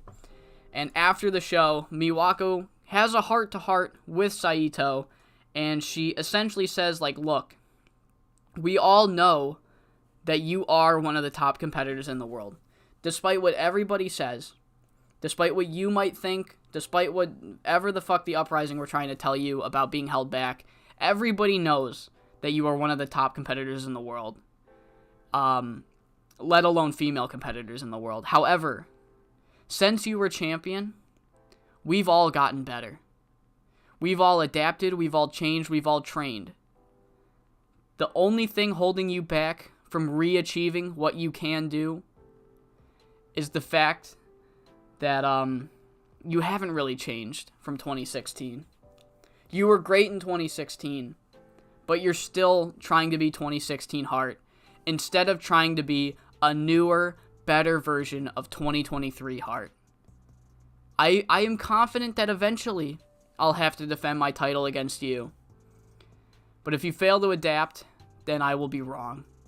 And it's like, tough love kind of thing. Like, yeah, they're in different stables, but these two don't hate each other. They've been in the same company for years. They've traveled along together. Miwako doesn't hate Hart. So some tough love for Hart Saito here. Getting a 75 rated angle and a talking to, I guess. Next segment, Chitose versus Yu Hashimoto. Guys, I think the Yu Hashimoto singles push might be coming. She is fucking great. She is really something special. And no offense against Maki Yoshifumi, but Maki's got a fucking ego. And she's not better than you. You can cut a promo.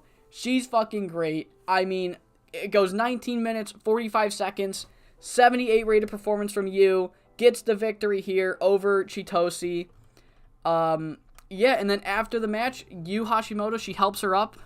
And she gives Chitose a quick pep talk like, hey, look, you didn't win tonight. And I don't know if everybody in the building saw it, but I saw it and I felt it. Chitose, you still proved me right. Even though you didn't win, you are still that tough son of a bitch that I saw glimmers of when you were first in 5SSW.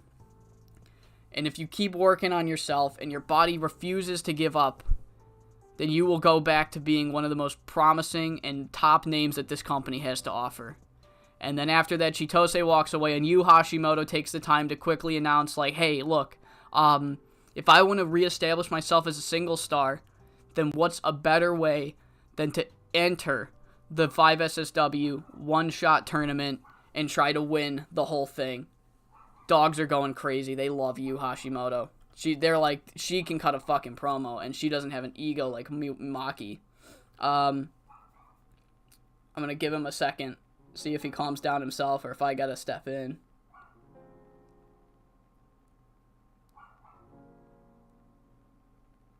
Yeah, I'm going to step in. Give me a minute. Sorry.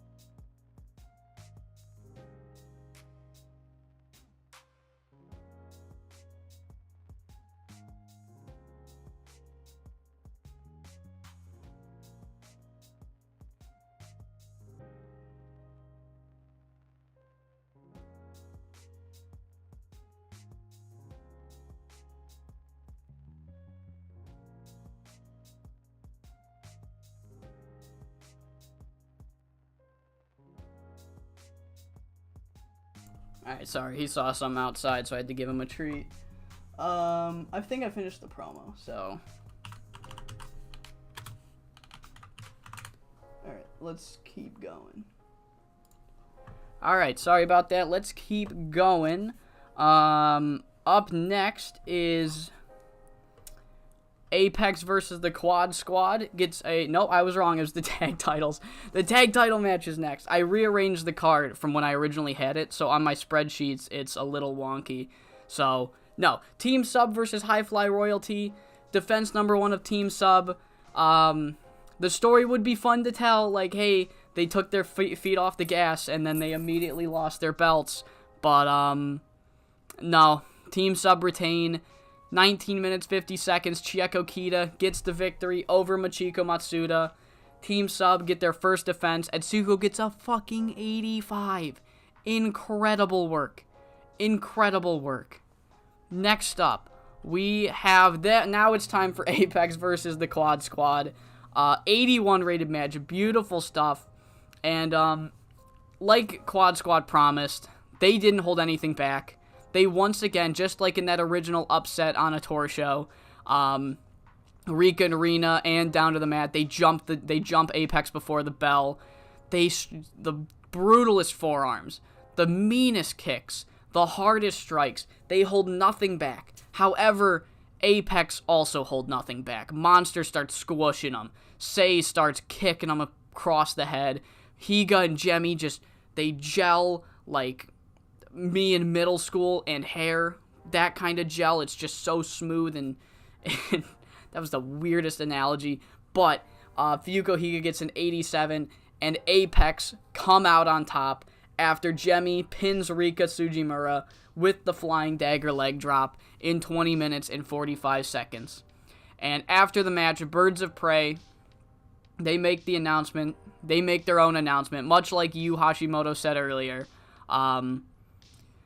Look, if we want to get back to the World Championship, then just beating on people like Down to the Mat and Rika Rena, that's not going to do it.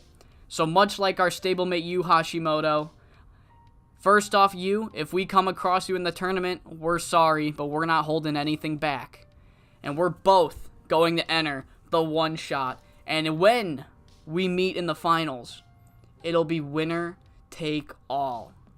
And then the second they finish, we hear the music of Shiori Japensha, who has returned from her injury. She is back. She is back. The leader, the real leader of Best Evers. Not the pseudo, not the interim. Sorry, Atsuko, but Mama's home. Shiori comes back, and she says, I don't know who the fuck you two think you are. I don't know what Apex is, but I honestly don't give a shit. Because Best Ever is the best Joshi wrestlers ever. Apex is not the best Joshis. We are. And what I'm going to do, now that I'm cleared to compete, is I'm going to enter this new one-shot tournament, and I'm going to win it. And if I come across any of these nerds and bums in Apex, I'm going to fucking mop the mat with them. 64 for the return of Shiori Japensha, and not just the return, but the official announcement that she is back to wrestle. She will be in the one shot, and she's calling her shot against Apex specifically. God damn, that dog just can't stop. He can't get enough. He can't. I don't blame him. I would lose my shit if Shiori Japensha came back too. I would lose my shit. We're just going to have to power through him. I can't keep stopping to shut him up every second. So hopefully they just calm down eventually.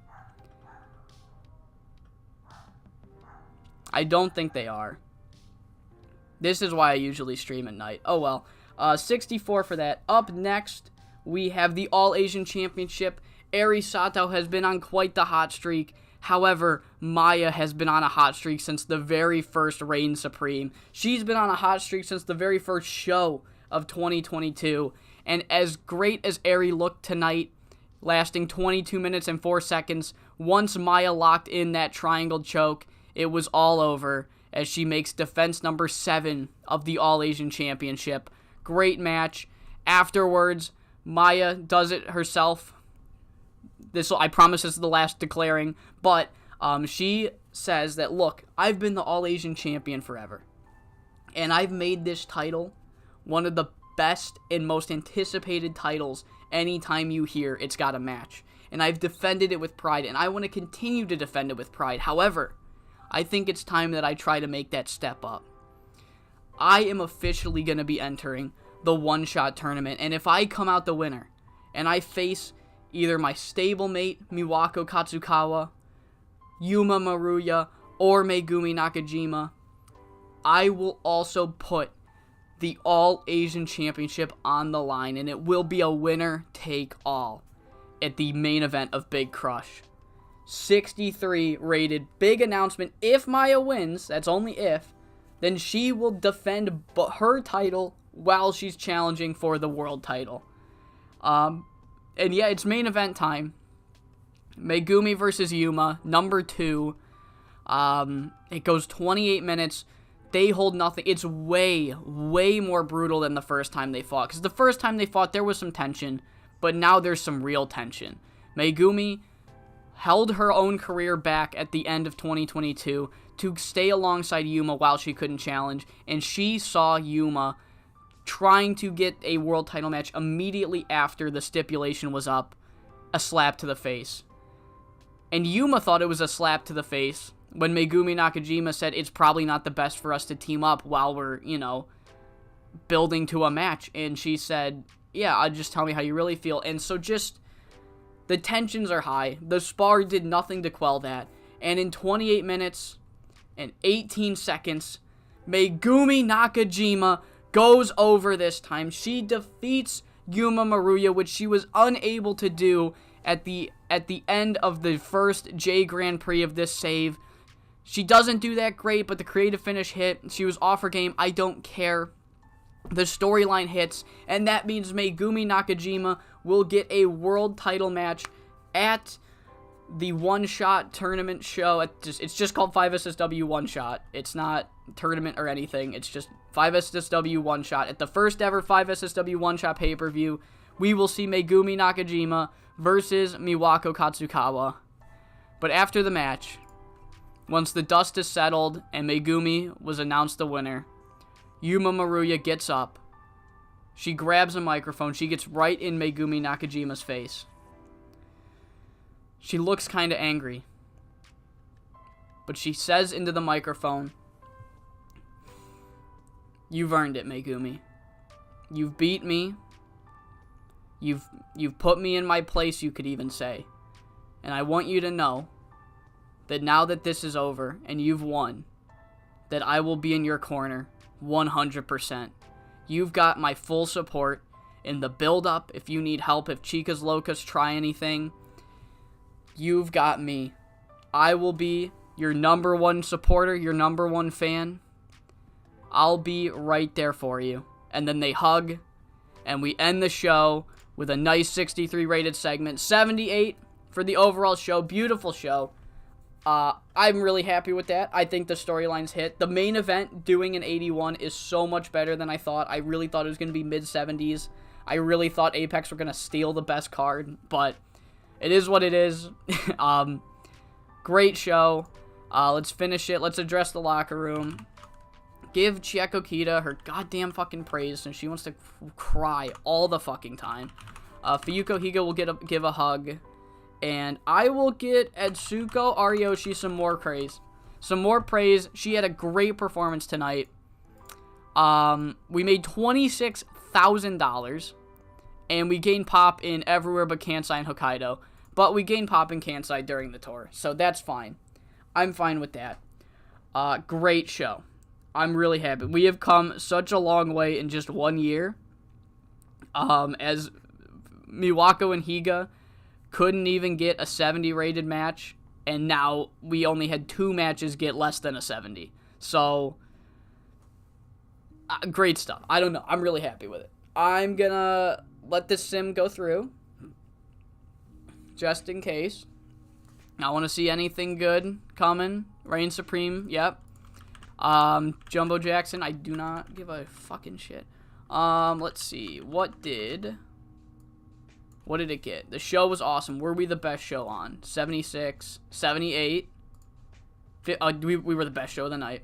We were the best show of the night. Give it up for them.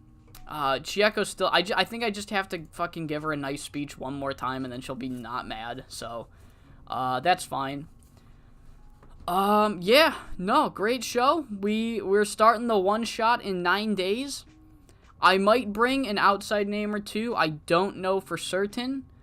Other than that, yeah, how much? We made $47,000. Honestly, yeah, usually I got more to talk about here, but I don't. So yeah, I'll finish this off. If you're seeing this before noon Central Standard Time on the 20th, then make sure you vote in the BCG poll. Right now, it's looking like we're going to end BCG but start something new. So, but if somehow BCG can come back and get the lead and continue its story, then on Friday, that will be the stream. We'll do the BCG stream. If not, I'll do another 5SSW stream, and then I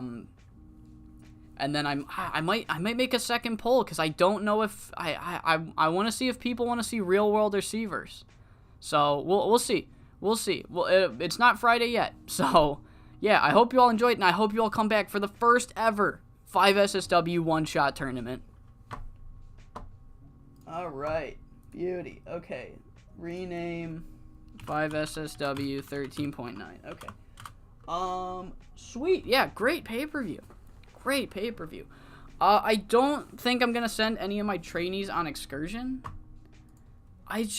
The system I have of having them work every single tour show, I don't think sending them on excursion, they'll get better than they were if I use them. Because the only way for the young lions to get better is to work shows and, train backstage with Hart Saito or whoever. And if let's say I send Ikira on excursion to Mexico, she might not find work until, month 6. And then if she finds work, it's probably going to be with a company that's just going to run 1 show a month. 5 shows a month if she's lucky and she finds someone on Wrestle World. And then, most realistically, 1 show a month. She might not even work every show, so we'll be generous and say she works about 9 shows a month for that company.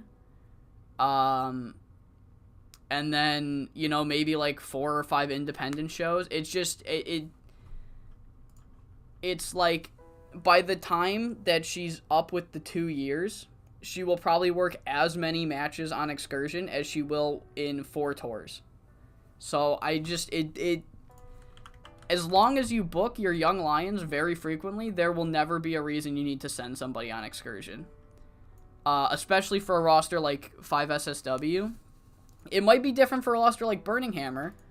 Burning Hammer have a giant fucking roster. Huge. And you probably, if you're playing as them, you're probably signing more. So in that case, it might be better. But honestly, again, I would just put them on the pre-show at that point. I wouldn't even bother putting them on the show. I just tell them you're working the pre-show just to get work, because that's all these are doing. The only reason I am putting them on the main show for 5SSW is and not the pre-show is for 2 reasons. First, I was doing it so that it would cut down on finances. If I used up more time on the show, then I wouldn't be able to use more workers, and in doing that, I wouldn't spend nearly as much on workers. However, now that I'm rolling in dough and it doesn't matter, I could put them on the pre-show, but also putting them on the main show will then help me continue to not, in the same principle of not using them. If I use less workers, it's less chance for injury, which is still a problem. Despite the fact that it looks not that bad right now, injuries are a major problem for 5SSW. Not nearly as bad as they were when I had injuries on medium, but it's still I don't need to use all the people, so why risk the injury, So there's my 20-minute explanation as to why no one's going on excursion. Can I up my merchandise? Am I? Oh, I'm fucking not. Oh, no, I am. I'm stupid. I'm actually kind of dumb. It's right here. Why is Maki Yoshifumi one of our highest merchandise sellers? Why? Only 3 people bought a Maya t-shirt. Only $3 to Maya. You guys suck. Our fan bases kind of suck.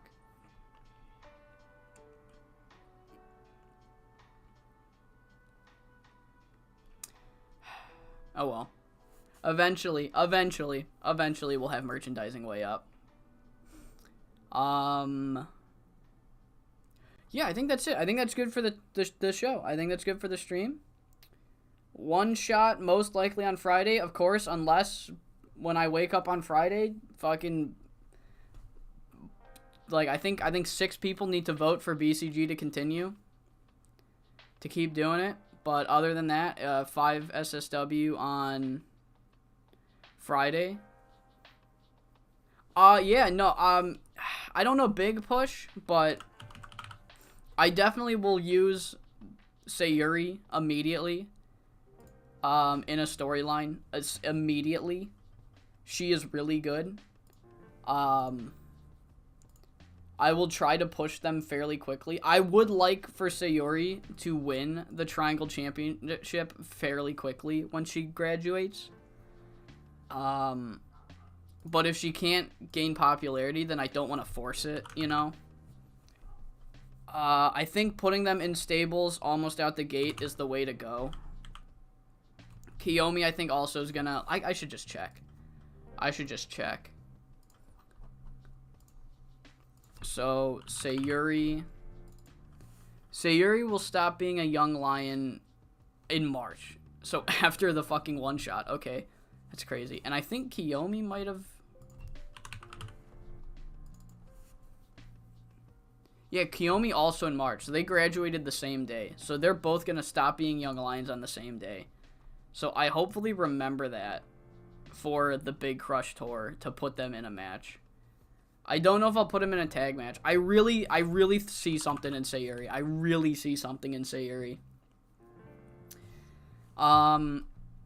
Yeah, no, I think that's it for the stream. I'll wait another like 30 seconds if anyone else wants to ask or say anything in the chat before I go. Usually everybody's gone by this time, so if anyone wants anything, I'll wait a little bit.